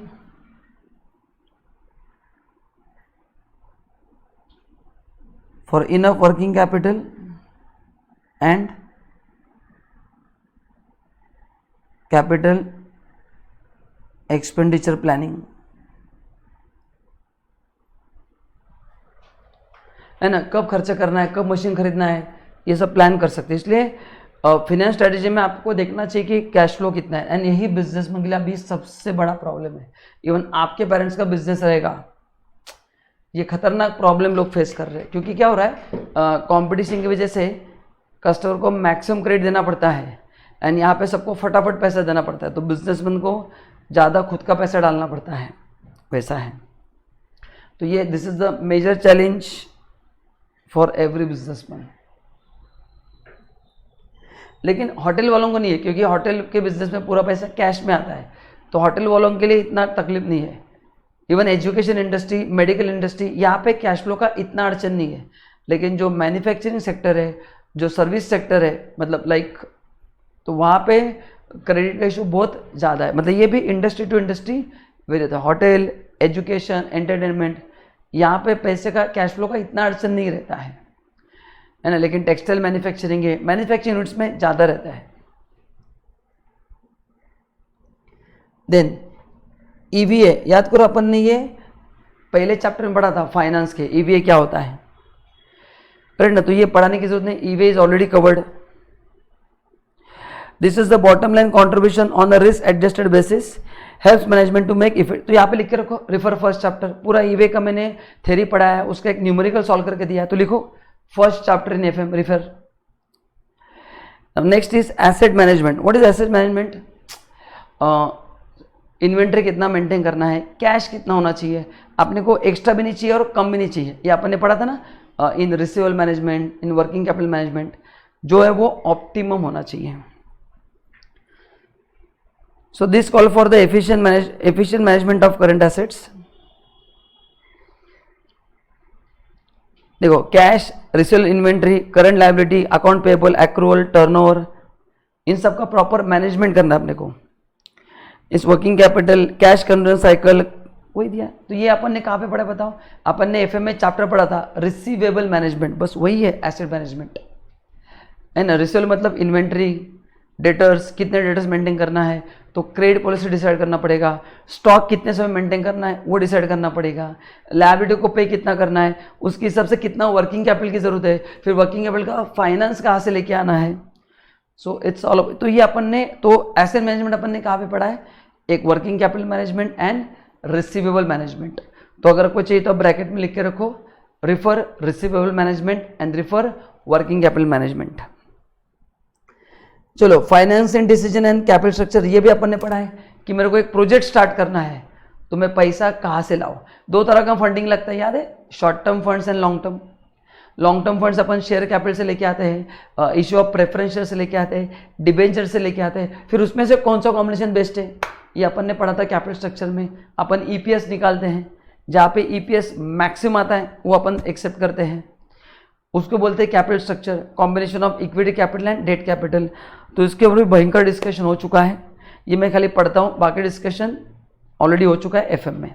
तो ये पूरा नथिंग बट एफएम है जो अपन ने पढ़ा है, तो इसमें आपको नया कुछ भी नहीं है, बस एक बार पढ़ के रखना, more than enough. Here financing is limited to optimal capital structure. What is optimal? What is optimal capital structure? जहाँ पे ये ऐसा डेट इक्विटी का कॉम्बिनेशन है जहाँ पे कॉस्ट ऑफ बोरोइंग मिनिमम होगा। What is optimal capital structure? जहाँ पे कॉस्ट ऑफ बोरोइंग मिनिमम होगा।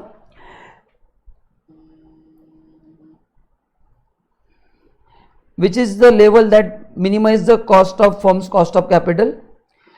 This optimal capital structure determine the firm's reserve, borrowing capacity and the risk of potential distress. अच्छा, what is financial distress? अपन ने पढ़ा था कि when we are not able to pay our liabilities, ठीक है। And next है profitability ratio, ये भी अपन ने पढ़ा था रेशो एनालिसिस में। कौन सा ratio? GP ratio, net profit ratio, then return on capital employed, return on assets, ये सब दिया है। तो ये अपन ने कहाँ पे कौन से रेशो पढ़े थे? देखो, sales ratio, total asset, net worth, तो ये भी अपन ने कहाँ पे पढ़ा था? रेशो एनालिसिस में अपन ने ऑलरेडी कवर किया है। बट रेशो एनालिसिस कहाँ पे है? सीएमए में है, कॉर्पोरेट एंड मैनेजमेंट अकाउंटिंग में है, तो इसलिए उसको पढ़ने की जरूरत नहीं है, वो आपका उधर होने वाला है और मैंने वहाँ पे बहुत पढ़ा है। सो प्रॉफिटेबल रेशियो से अपने को पता क्या चलता है कि कंपनी का प्रॉफिट जो है लास्ट ईयर से अपन ने ग्रो किया है कि नहीं किया है। ग्रो नहीं किया तो अपन कहाँ पे कम पड़ रही है, अपने को सब समझ में आता है। Risk assessment and management, a firm must address its key uncertainties by identifying, measuring, controlling its existing risk in corporate governance and regulatory compliances, the likelihood of their occurrence and their economic impact.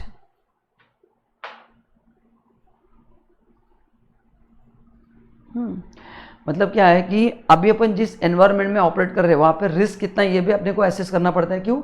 क्योंकि risk के हिसाब से अपने को returns भी मिलने चाहिए। अगर रिस्क के हिसाब से अगर अपने को रिटर्न नहीं मिल रहा तो कुछ काम की नहीं है।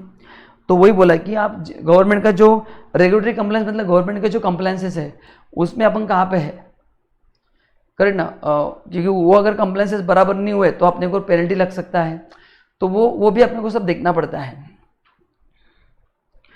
काफ़ी बार बिजनेस का लाइसेंस कैंसिल हो जाता है, कंप्लायंस नहीं किया, तो ये सब भी देखने पड़ेंगे। बट ये प्योरली फाइनेंस स्ट्रेटेजी नहीं है, बट यहाँ पे दिया इसलिए मैं आपको पढ़ा रहा हूँ, ठीक है। तो ये actually this is not pure financial strategy, but yes you can say it's a part of strategy. For example मैं अगर फाइनेंस मैनेजर हूँ कंपनी का, तो मेरे को जो एमसी के कंप्लायंसेस है, आरओसी के कंप्लायंसेस है, सेबी के कंप्लायंसेस है, वो सब भी देखने पड़ेंगे in addition to my administrative function. क्योंकि इंजीनियर को नहीं समझता कि रिटर्न कैसे फाइल होता है, सेबी के कंप्लायंसेस क्या है, करेक्ट ना। तो एज अ फाइनेंस ऑफिसर ऊपर की तो मेरे काम है ही, बट जो फाइनेंस रिलेटेड कंप्लायंस है वो भी सही तरह से होना जरूरी है, नहीं तो फिर अपना बिजनेस को अफेक्ट करता है वो। देन टैक्स ऑप्टिमाइजेशन कैसे करना है, ये अपन ने डेट इक्विटी में पढ़ा था कि अगर आप बोरोड कैपिटल लेते हो तो वो इंटरेस्ट पे होता है, एंड इंटरेस्ट पे होने से आपका टैक्सेबल इनकम कम होता है, टैक्स लायबिलिटी कम होता है और ईपीएस बढ़ता है। तो टैक्स ऑप्टिमाइजेशन कहाँ कहाँ पे हो सकता है, तो purely finance point of view अगर आप देखेंगे तो डेट इक्विटी रेशो ऑप्टिमाइज करो, जितना डेट कंपोनेंट बढ़ेगा उतना आपका कॉस्ट ऑफ बोरिंग क्या होगा, अपना कम होगा, मतलब उतना टैक्स लायबिलिटी कम होगा। ये पहला एरिया है। दूसरा, जब भी आप बिजनेस स्टार्ट करते हो, जैसे अगर आपको याद है मैंने आपको इनकम टैक्स में पढ़ाया था SEZ स्पेशल इकोनॉमिक जोन, वहाँ पे बहुत सारे बेनिफिट्स हैं, करेक्ट ना। तो अलग अलग बिजनेस के लिए अलग अलग इनकम टैक्स के बेनिफिट्स है, तो वो भी आप स्टडी करो कि कहाँ पे कौन सा बेनिफिट इनकम टैक्स दे रहा है, उसको यूज़ करने की कोशिश करो। तो इनकम टैक्स में बहुत सारे बेनिफिट्स दिए जाते हैं। कुछ खास प्रोडक्ट के लिए नॉर्थ ईस्टर्न स्टेट में गवर्नमेंट ने बेनिफिट्स दिए हैं, सेक्शन 80IA to 80IE। तो इनकम टैक्स का भी आपको नॉलेज होना चाहिए, इसलिए वो आपको सिलेबस में है। मतलब टैक्स ऑप्टिमाइज करने के लिए फाइनेंस को तो नॉलेज होना चाहिए, डेट इक्विटी कम होना, मतलब वो रेशियो मैनेज करना है, बट टैक्सेशन का भी इंफॉर्मेशन होना ज़रूरी है कि कहाँ कहाँ पे गवर्नमेंट इनकम टैक्स बेनिफिट दे रही है, जो नए अमेंडमेंट्स हुए उसका बिजनेस पे क्या इम्पैक्ट होगा, ये सब देखना पड़ेगा आपको। In general, companies' performance must, whenever possible, to be measured on after-tax basis. Global companies must adapt to this measure when operating in different tax environment, where they are able to take advantage of inconsistent tax regulations. Optimization play role of, हाँ अच्छा, इसमें अपने को दूसरे country के भी law पता होना चाहिए, नॉट इन डिटेल बट थोड़े बहुत, कि अगर मैं यहाँ पे बिजनेस करता हूँ तो कितना टैक्स आएगा, तो फिर अपन ऐसी जगह पे बिजनेस शिफ्ट करेंगे जहाँ पे टैक्स लायबिलिटी कम होगा। क्योंकि Indian government and other government का एग्रीमेंट होता है जिसको बोलते हैं डबल टैक्सेशन अवॉइडेंस एग्रीमेंट, तो उस एरिया में जाके बिजनेस करेंगे तो टैक्स लायबिलिटी थोड़ा ऑफिशियली कम होता है, लीगली। ये देखना है आपको, ठीक है। चलो, तो इसका अपन एक चार्ट बना देते हैं, जो जो इंपॉर्टेंट पॉइंट्स है वो आपको मैं फटाफट लिख के देता हूँ। लिखो, पहला अपन ने क्या लिखा था, फ्री कैश। दूसरा लिखो EVA, तो ईवे के लिए लिख दो आप, क्या लिखना है,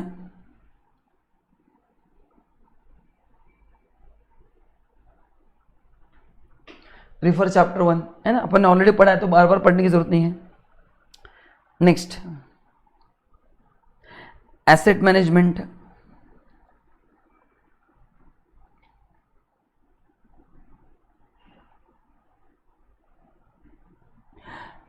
तो उसमें आपको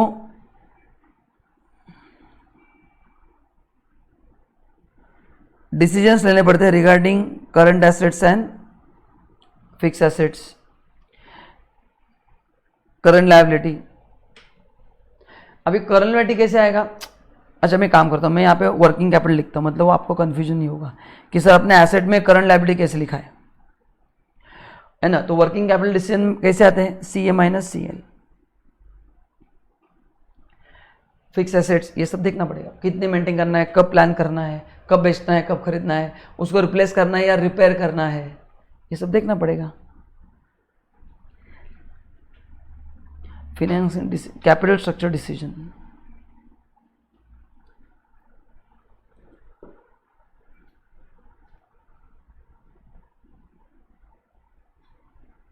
इधर लिख कर रखो, ऑलरेडी कवर, अपन ने पूरा चैप्टर ही पढ़ा है, तो अभी 1 मिनट में आपको क्या पढ़ाऊंगा, पूरा अलग से अपन ने डेट इक्विटी के कॉम्बिनेशन, पूरा 7-8 घंटे का आपको मैंने रिकॉर्डिंग करके दिया है, so it's already covered. Profitability ratio, risk,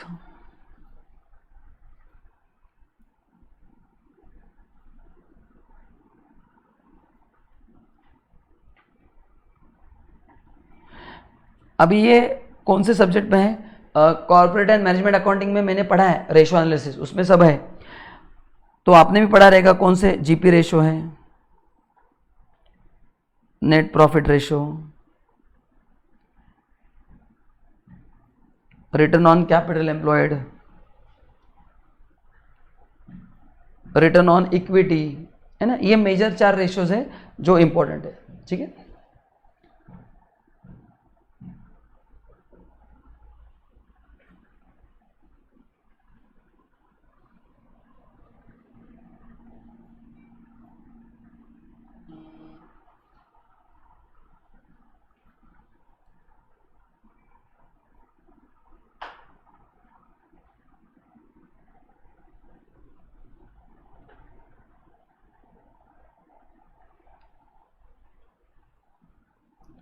अच्छा, रिस्क असेसमेंट क्यों करना है? 3 चीज़ों के लिए। कौन से 3?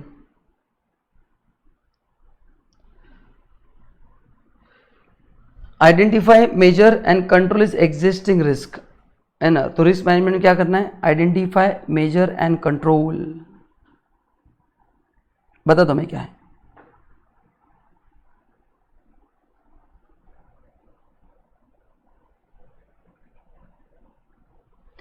आइडेंटिफाई मतलब अभी आप जिस बिजनेस एनवायरनमेंट में ऑपरेट कर रहे हो वहां पे मेरे साथ बुरा से बुरा क्या हो सकता है, एंड एम आई रेडी अगर उतना बुरा, तो उसको बोलते हैं आइडेंटिफाई बाय रिस्क, कि वर्स्ट ये हो सकता है।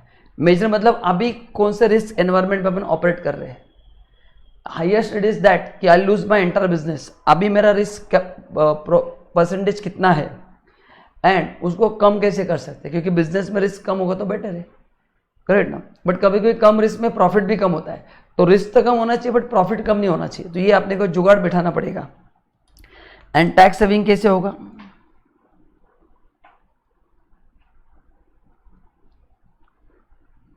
नॉलेज ऑफ लॉ, मतलब अपना यहाँ पे लॉ क्या है, दूसरे देशों का लॉ क्या है, उसका बेनिफिट कैसे ले सकते हैं, इसलिए आपको सिलेबस में टैक्स है यहाँ पे भी और फाइनल में भी। सो डायग्राम लिख लो। So these are the all important points जो आपको एग्जाम के लिए एमसीक्यू के लिए खास इंपॉर्टेंट है, इसलिए मैं आपको मेन पॉइंट ही लिख के दे रहा हूँ, अननेसेसरी डायग्राम बना के नहीं दे रहा हूँ, जहाँ पर रिक्वायर्ड है वही पे बना के दे रहा हूँ। लिख लो।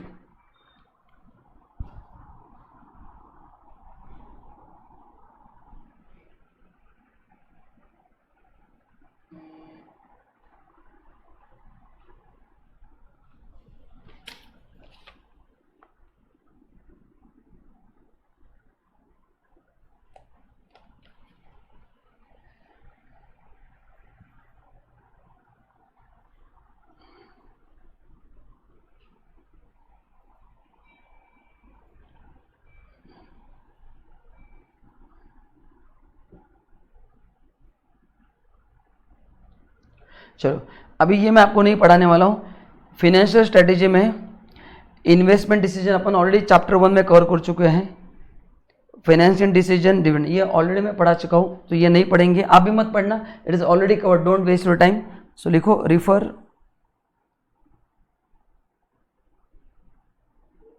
चैप्टर 1, है ना, no need to study again. चलो,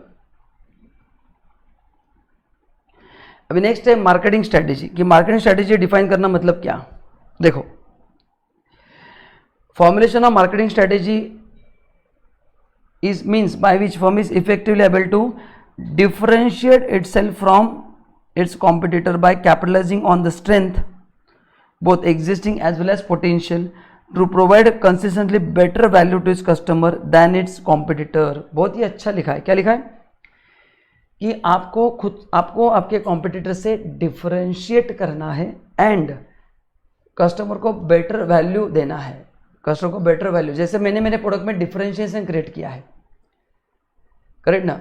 ये भाई मैंने पूरा सिलेबस इन डिटेल कवर किया है, कम से कम 70-80 डायग्राम बना के दिए, इसलिए मेरे नंबर ऑफ आवर्स ज़्यादा है। एग्जीक्यूटिव में तो मेरे टैक्स के 150 प्लस आवर्स है, बट सिलेबस ही इतना है। और आप देखना मैंने कुछ भी एक्स्ट्रा नहीं पढ़ा है, बट कुछ फैकल्टी 90 घंटे में रिकॉर्ड करते तो लोगों को लगता है कि मैं ज़्यादा पढ़ाता हूँ अननेसेसरली, करेक्ट ना। तो बट मैं उस पर ध्यान नहीं देता, क्योंकि मेरे को पता है मैं जो कर रहा हूँ वो स्टूडेंट के लिए बेस्ट है। तो जब स्टूडेंट 90 घंटे का प्रोडक्ट लेगा वो पास नहीं होगा, उसको ही पता है, मेरे को भी पता है, बस उसको सस्ता मिल रहा है उसलिए वो लेता है, करेक्ट ना। तो ये आजकल बहुत बड़ा चैलेंज है। मतलब देखो आपको टी शर्ट लेना है ना, आप उसमें सस्ता लो, मेरे को उसमें अड़चन नहीं है, बट जहाँ पे आपका करियर बिल्ड हो रहा है वहाँ पे भी आप कॉस्ट कटिंग में जाओगे तो दिक्कत आती है। कॉस्ट कटिंग में जाओ, आप सस्ता लो बट बेस्ट प्रोडक्ट लो, मैं ऐसा बोल रहा हूँ। I am not saying you buy my product, no. आपको 90 घंटे में अगर मेरे से बेटर मिल रहा है तो जरूर लो, बट आपका उसमें नुकसान नहीं होना चाहिए, आप ध्यान में रखना। आपका उसमें नुकसान नहीं होना चाहिए, आपको ध्यान में रखना है। चलो, तो मार्केटिंग स्ट्रेटेजी में आपको 2 चीज़ें करना है। क्या 2 चीज़ें करना है? कि बेटर वैल्यू देना है कस्टमर को, एंड आपको आपके कॉम्पिटिटर से डिफरेंशिएट करना है। ये दोनों IM पे लिख के रखो, ये MCQ में आने वाले, आज ही बता रहा हूँ। Marketing strategy is a long term forward looking approach, again keywords, for attaining sustainable competitive advantage. It involves analysis of company existing situation before formulation, evaluation, selection of market oriented competitive position. Correct. जब भी अपन competition करते हैं अपने को खुद को identify करना पड़ता है कि अपन आज कहाँ पे है और अपने को जाना कहाँ पे है। अगर आपने ये सही तरह से आइडेंटिफाई नहीं किया तो आप काम नहीं कर पाओगे। सी ये तो ऑब्वियसली है ना। देखो, जो मैं हमेशा बोलता हूँ कि अलर्टनेस चाहिए, मतलब खुद को पहचानो, बी रियलिस्टिक। आप क्या अचीव कर सकते हैं, नहीं कर सकते, वो एक्सेप्ट करो ऑनेस्टली, एंड उसके हिसाब से प्लान बनाओ। खाली ऑन पेपर प्लान बनाए कि मैं रोज 12 घंटे पढ़ाई करूंगा और मन में पता है अरे 12 क्या मैं 2 घंटे नहीं पढ़ाई कर सकता, तो वैसे प्लान का कुछ फायदा ही नहीं है, वैसा है, करेक्ट ना। It involves an analysis of company's existing strategy situation before formulation, evaluation, selection of market-oriented competitive position. तो ये 4 चीज़ें आपको ध्यान में रखना है, ठीक है। तो जो इतना मैंने येलो कलर से हाईलाइट किया उसमें से कुछ भी MCQ में आ सकता है। Definition, the marketing strategy less down target market. जैसे मैंने कहा कि south is never market for me because they want lectures 100% English. अभी मैं जो सब्जेक्ट पढ़ रहा हूँ स्पेशली टैक्सेशन, वो हर साल चेंज होता है, तो वो हर साल हिंदी इंग्लिश रिकॉर्ड करना पॉसिबल नहीं, क्योंकि मैं सभी लेवल पे पढ़ाता हूँ। लेकिन अभी ये जो सब्जेक्ट है strategic financial management and corporate and management accounting, ये मैं इंग्लिश में भी रिकॉर्ड करने वाला हूँ नेक्स्ट टाइम। उससे एडवांटेज क्या होगा कि जो साउथ का मार्केट है वो भी मेरे लिए अचीवेबल हो जाएगा, जो अभी मैं सेल नहीं कर पा रहा हूँ। The value proposition that will be offered based on analysis of best market opportunities. Essentially, formula for how a business is going to compete, what its goal should be, and what policies should be needed to carry out these goals. ठीक है, definition पढ़ कर रखना। चलो, in short, strategic marketing answer 3W important. Which market to compete? What is the basic? हाँ, विच market का मतलब क्या, मेरा मार्केट जो है वो साउथ इंडिया नहीं, क्यों, मेरा वहाँ पे प्रोडक्ट सेल ही नहीं हो सकता। What is the basis of firms competitive, मैं कॉम्पिटिटिव एडवांटेज कैसे अचीव कर सकता हूँ। मेरे कंटेंट मैंने बहुत स्ट्रॉन्ग किए, नोट्स में हर एक चीज़ कवर की है, स्टूडेंट को हम प्रॉपर सपोर्ट देते हैं, एंड हमारा आफ्टर से सर्विस बहुत ही ज़बरदस्त हम देते हैं स्टूडेंट को। करें, मतलब इंटेंशन तो हमारा अच्छा ही है, बट कभी कभार हो सकता है कि आपको थोड़ा आगे पीछे हुआ, बट इंटेंशन वैसा नहीं है। मतलब 100 में से 98 स्टूडेंट्स का अगर आप फीडबैक लेंगे तो बोलेंगे कि हमारा सर्विस बहुत अच्छा है। स्टूडेंट के डाउट्स मैं कोशिश करता हूँ कि सेम डे क्लियर करूँ, है ना। 1 मिनट में क्लियर नहीं हो सकता कि मेरे को कम से कम डेली 100-150 बच्चों को रिप्लाई करने पड़ते हैं, बट मैं रिप्लाई देता हूँ, है ना। मेरा ये 1 दिन में आपको रिप्लाई आना चाहिए, 1 दिन में मैं मोस्टली 6 घंटे में रिप्लाई देता हूँ। आप भी देखना कि आपने जब भी कोई क्वेरी डाला रहेगा, मोस्टली एक आधा बार डिले हो सकता है, बट हमारा इंटेंशन, हमारी सोच वही कि बच्चों को as early as possible reply दे। बट मेरे को भी लिमिटेशन क्या है, मेरे को इतने सारे बच्चों के मैसेज आते हैं तो एक एक करके रिप्लाई करने में थोड़ा टाइम लगता है, करेक्ट ना। एंड व्हेन टू कॉम्पीट, हाँ मतलब क्या है, मतलब कब किसके साथ कॉम्पीट करना है ना। लड़ाई कर, जब भी आप रोड पे जा रहे हैं ना 2 व्हीलर लेके, आपका एक्सीडेंट हो गया तो अपन आदमी देख के डिसाइड करते हैं ना, आदमी अगर ऐसा है तो बोलते हैं मेरी गलती, एंड छोटा बच्चा तो दीव क्या तेरे को एक, बस वही बोला है कि अपने को समझते कि सामने वाला कितना ताकतवर है, फिर उसके हिसाब से उससे अपने को कंपटीशन करना पड़ता है। ठीक है, चलो the market position and strategy, देखो अभी क्या क्या करना है। अच्छा अभी इसमें ना चलो अभी पहला इसमें जो स्ट्रेटेजी है कि मार्केट पोजीशन कैसे अचीव करना है, तो उसके लिए क्या करना है, पहला आपको देखना पड़ेगा कि आप मार्केट के लीडर हो या नहीं। Like Apple is a leader. देखो एप्पल के प्रोडक्ट में कभी इतना डिस्काउंट नहीं रहते हैं, क्योंकि उन्होंने उतना प्रोडक्ट ही इतना स्ट्रांग बनाया। उनका ब्रांड देखो, मार्केटिंग देखो। मैंने आपको पहले ही बताया था कि जब भी नया फोन लॉन्च होता है यूएस में, they stand behind that showroom to buy that first phone. मतलब देखो किस लेवल पे उन्होंने खुद का ब्रांडिंग किया है। The market leader is the one who control significant market share. The goal of market leader is to reinforce their prominent position through the use of branding and to develop and maintain their corporate image and restrict the competitor brand. Correct. तो Apple is a market leader. Maruti का share आज भी 52% है, and जो small segment है like wagon are, Alto, उसमें आज भी उनका सेल वो नंबर 1 है। हाँ, अपर ब्रांड में उनका सेल इतना अच्छा नहीं होता, मतलब जो महंगे उनके कार्स है 10-12 लाख के ऊपर, सियास, उसका भी सेल अभी होने लगा है। तो उनको पता चला कि आपने जो प्रोडक्ट है वो हायर जो रेंज है वहाँ पे सेल नहीं हो रहा है, इसलिए उन्होंने नेक्सा करके अलग से निकाला। तो नेक्सा पे उनके भारी प्रोडक्ट वहाँ पे सेल होते हैं, एंड जो इकोनॉमी कार है वो मारुति के शोरूम पे सेल होता है। ये उन्होंने स्ट्रेटेजी किया है to maintain their dominance. If you go to Nexa you will have altogether different experience. वहाँ पे जो सेल्समैन है वो सूट बूट पहन के रहते हैं, आपको टी कॉफ़ी ऑफर किया जाता है, नॉर्मल शोरूम में मिलता है, बट वहाँ पे शोरूम का फील, आपको दिया जाना सर्विस, वहाँ पे सूट बूट पहन के बंदा रहता है। तो एक अलग लेवल का आपको एक्सपीरियंस दिया जाता है, बस वैसा। तो उन्होंने तो जब भी अपने मन में आता अपने को लगता है चलो अपन नेक्स्ट जाते हैं, वहाँ पे अच्छा लगता है। जैसे watching movie in normal theatre and multiplex, बस वो डिफरेंशिएट किया, प्रोडक्ट वही है, but so you are ready to pay 500 in multiplex but not ready to pay 500 rupees in normal theatre. वो डिफरेंशिएशन आपको क्रिएट करना है। दूसरा, market challenger hold the next highest market share in the industry. जैसे Apple के बाद India में Samsung का शेयर सबसे ज़्यादा है। Following closely the most dominant player, their market posture is generally offensive because they have less to lose and more to gain by taking risk. हाँ, मतलब कंपेयर टू एप्पल सैमसंग को थोड़ा कम मेहनत करना पड़ेगा, क्योंकि देखो 1 पे जाना बहुत डिफिकल्ट है, 2nd 3rd 4th पे रहना कंपेरेटिवली आसान है। तो इनको क्या है, ये तो नंबर 1 है ही नहीं, तो इनका रिस्क टेकिंग कैपेसिटी ज़्यादा हो सकता है बिकॉज नथिंग टू लूज। मेरे पास खोने के लिए कुछ है नहीं, मैं ऑलरेडी क्लास में मेरा नंबर 50 नंबर का है, टोटल 85 बच्चे, मैं ऑलरेडी 50 पे हूँ। तो मैं मेरे एग्जाम में और नए एक्सपेरिमेंट कर सकता हूँ, है ना, और नीचे क्या आऊँगा। तो ये वैसा दिया है। They will compete neck to neck with the market leader in an effort to grab their market share. Correct.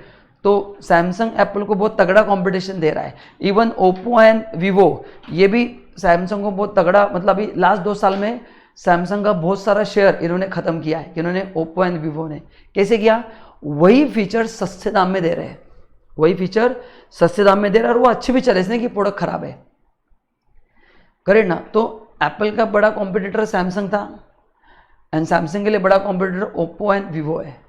So Oppo and Vivo का भी सैमसंग को पहले खत्म करना है, उसके बाद फिर वो जाएंगे एप्पल, बट वो मुश्किल है। एप्पल का एक अलग क्रेज़ है, एक अलग पहचान है। आई डोंट थिंक, मेरे मतलब जितना मैंने 8 साल से देखा है एप्पल को ग्रो होते हुए, उनके फिनेंशियल्स मेरे को पता है, मतलब उनके मोबाइल कितने सेल होते हैं, टीवी पे आता है, वर्ल्ड में हाईएस्ट सेल उनके मोबाइल का होता है एप्पल का। भले इंडिया में कम होता रहेगा, बट ओवरऑल देखेंगे ना ज़बरदस्त उनके प्रोडक्ट, उनका क्वालिटी। एप्पल का एप्पल आईपैड देखना, हम भी मैं लिनो का यूज़ कर रहा हूँ अभी, बट एप्पल का जो है, उसका जो मेरे दोस्त ने लिया, वो टच एंड फील इतना बढ़िया है ना, मतलब एक बार वो यूज़ किया तो ये यूज़ ही नहीं कर सकते आप। मतलब इतना क्वालिटी प्रोडक्ट बना है ना, प्रीमियम प्रोडक्ट, मतलब आपने यूज़ किया था आप उसका पैर में पागल हो जाओगे, फिर वहाँ पे आप कॉस्ट नहीं देखोगे, वैसा है। नेक्स्ट होता है market follower. Followers are generally content by taking back seat and follow the policy of wait and watch. हाँ, मतलब ये सब सोच के करते हैं, बाकी लोग क्या करते देखते हैं, फिर उसके हिसाब से खुद का स्ट्रेटेजी बनाते हैं, क्योंकि उनका डोमिनेंट पोजीशन नहीं है। They really invest in their own funds in R&D and sit and relax to watch market leader to bring out novel and innovative product and afterwards adopt me too approach. हाँ, मतलब ये Vivo and Oppo का है, बोलेंगे कि वो Samsung and Apple को लाने दो, उनको जो प्रोडक्ट लेके आना है, फिर वही अपन प्रोडक्ट वही फीचर अपन सस्ते दाम में लेंगे, ठीक है, करेक्ट ना। तो ये बोलेंगे हम ज़्यादा पैसे नहीं खर्च करेंगे। पहले सैमसंग, जैसे भी सैमसंग ने फोल्ड करके नया फ़ोन निकाला है, अब ये ना एप्पल के पास है, ना ये मेरे हिसाब से जितना मेरा नॉलेज है ना वीवो के पास है, तो अभी वही फ़ोन एक साल में निकालेंगे सस्ते दाम में, वैसा है। The strategy to maintain the market by preserving existing customer base. हाँ, सैमसंग की कोशिश क्या है, एप्पल का कैप्चर करे, इनकी क्या है, मेरे एग्जिस्टिंग मेरे पास रहे, वो सैमसंग के पास ना जाए, और सैमसंग के फीचर अपन अपने फ़ोन में लेके आए सस्ते दाम में, ये होता है फॉलोअर। एंड निश मतलब particular, the market nicher occupy small niche in the market to avoid neck to neck competition. हाँ, मतलब ये इनके एरिया में काम करते हैं, इनका बहुत बड़ा मार्केट शेयर, जैसे लाइक नोकिया पहले लीडर था बड़ा भी इस मार्केट में, नोकिया के फ़ोन कुछ खास कस्टमर लेते हैं, तो ना इनसे किसी को डर है ना इनका किसी को डर है, मतलब दोनों तरफ से है ना। नोकिया भी इतना कॉम्पिटिटिव नहीं रहा इंडिया में जितने 10 साल पहले था। 10 साल पहले लोग सैमसंग का फ़ोन हाथ में लेते थे, खाली बोलते हमको नोकिया चाहिए, बट सैमसंग ने जो गैलेक्सी मॉडल लाया वहाँ से पूरा नोकिया का मार्केट शेयर खत्म हो गया। तो ये सेफ जोन में, ना ये किसी को तकलीफ देते हैं, ना इनको कोई उनका कॉम्पिटिटर मानता है, ऐसे लोग हैं। Their objective is to build strong ties with the customer base and develop strong loyalty with them. Develop strong loyalty. Their strategy is to develop and build smaller segment and product. देखो smaller segment, अब देखना उनका focus एक particular market में रहता है, correct ना। जैसे साउथ में काफ़ी सारे फैकल्टीज है जो टैक्स पढ़ाते हैं, उनको वहीं पे काम करना है, उनको हिंदी में रिकॉर्ड नहीं करना है। They don't want to compete in Maharashtra, क्योंकि उनको पता है कि यहाँ पे हम लोग बहुत स्ट्रांग है, बस वैसा निश market. So south India for me is a निश मार्केट, है ना, वहाँ पे मेरे को सर्वाइव करना, खाली इंग्लिश में प्रोडक्ट बनाने पड़ेंगे। Tactically, niches are likely to improve the product and service offering, leverage cross-selling opportunities. They offer value for money and build relationship through superior after-sales service, service quality and other related value addition. मतलब ये बहुत बड़ा brand नहीं है, ये छोटा brand है, but they provide very good service to the customer and step by step वो आगे बढ़ते हैं।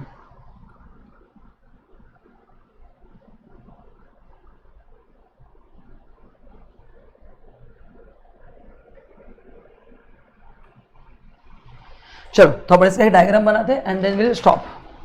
डायग्राम मतलब मेन पॉइंट्स मैं आपको लिख के देता हूं। तो इसमें आपने को लिखना है market position strategy.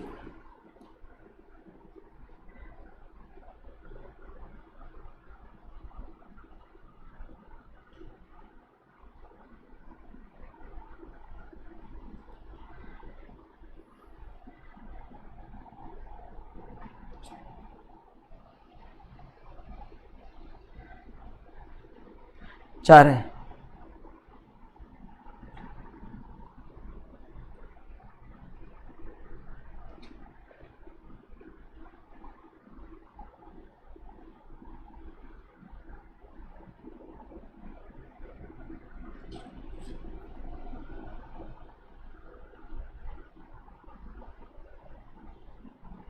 Market leader. एक काम करते अपन,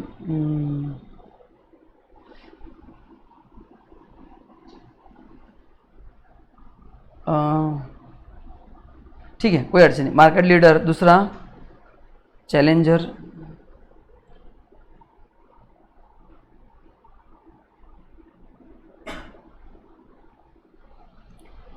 तीसरा फॉलोअर,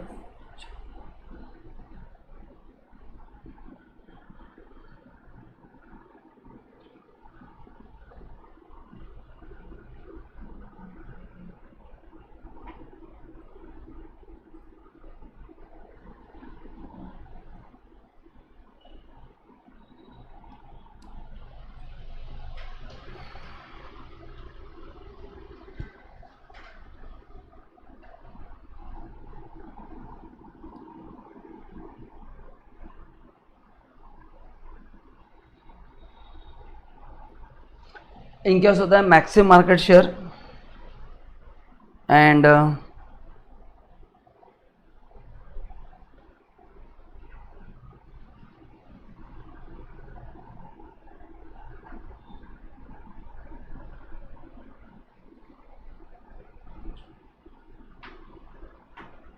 इनका ब्रांड वैल्यू और इमेज ज़्यादा बेटर रहता है इन टर्म्स ऑफ एवरीथिंग। मतलब कस्टमर के माइंड में एप्पल के लिए प्यार बहुत ज़्यादा है, तो आप ये लिखो एग्जाम्पल एप्पल लिख सकते हैं, मार्केट लीडर है फ़ोन में। मैं इंडिया की बात नहीं कर रहा हूँ, ओवरऑल बता रहा हूँ।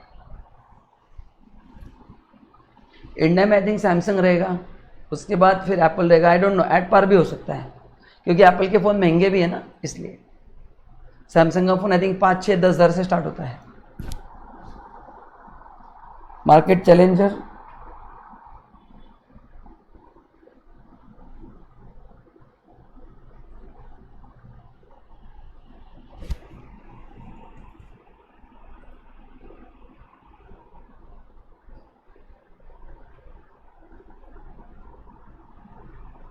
मोस्ट डोमिनेंट प्लेयर, जो लीडर को चैलेंज करता है।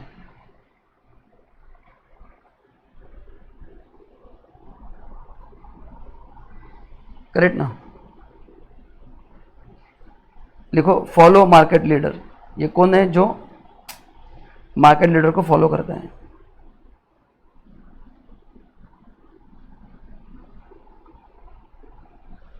ठीक है,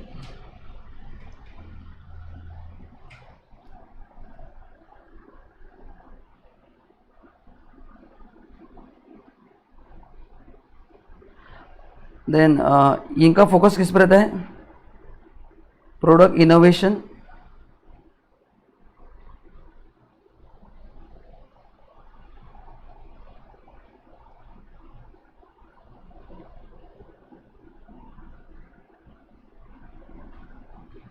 and new market.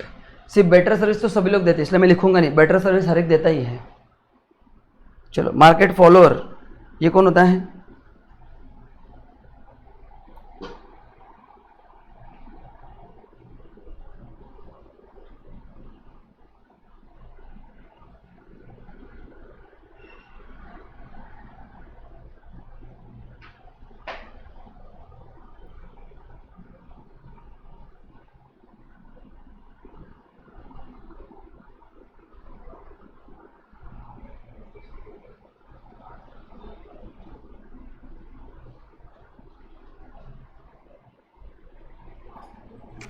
Study growth and profit इनका होता है, and wait and watch approach. Samsung जो 50,000 में देगा वही प्रोडक्ट अपन 10,000 में देंगे, तो सैमसंग के लिए ओप्पो एंड वीवो फॉलोअर है अभी, वो भी बड़े ब्रांड है बट कंपेयर टू सैमसंग बोल रहा हूँ मैं। एंड मार्केट निश का मतलब मैंने क्या कहा था? ऑपरेट इन स्मॉल सेगमेंट, है ना, ऑपरेट इन स्मॉल सेगमेंट, बस। ठीक है, सो इतना डायग्राम लिख लो, दैट्स इट। सो अपन यहाँ पे एक ब्रेक लेते हैं एंड फिर ब्रेक के बाद अपन रिमेनिंग चैप्टर कंप्लीट करेंगे। ठीक है, चलो, थैंक यू सो मच, मिलते हैं नेक्स्ट लेक्चर में।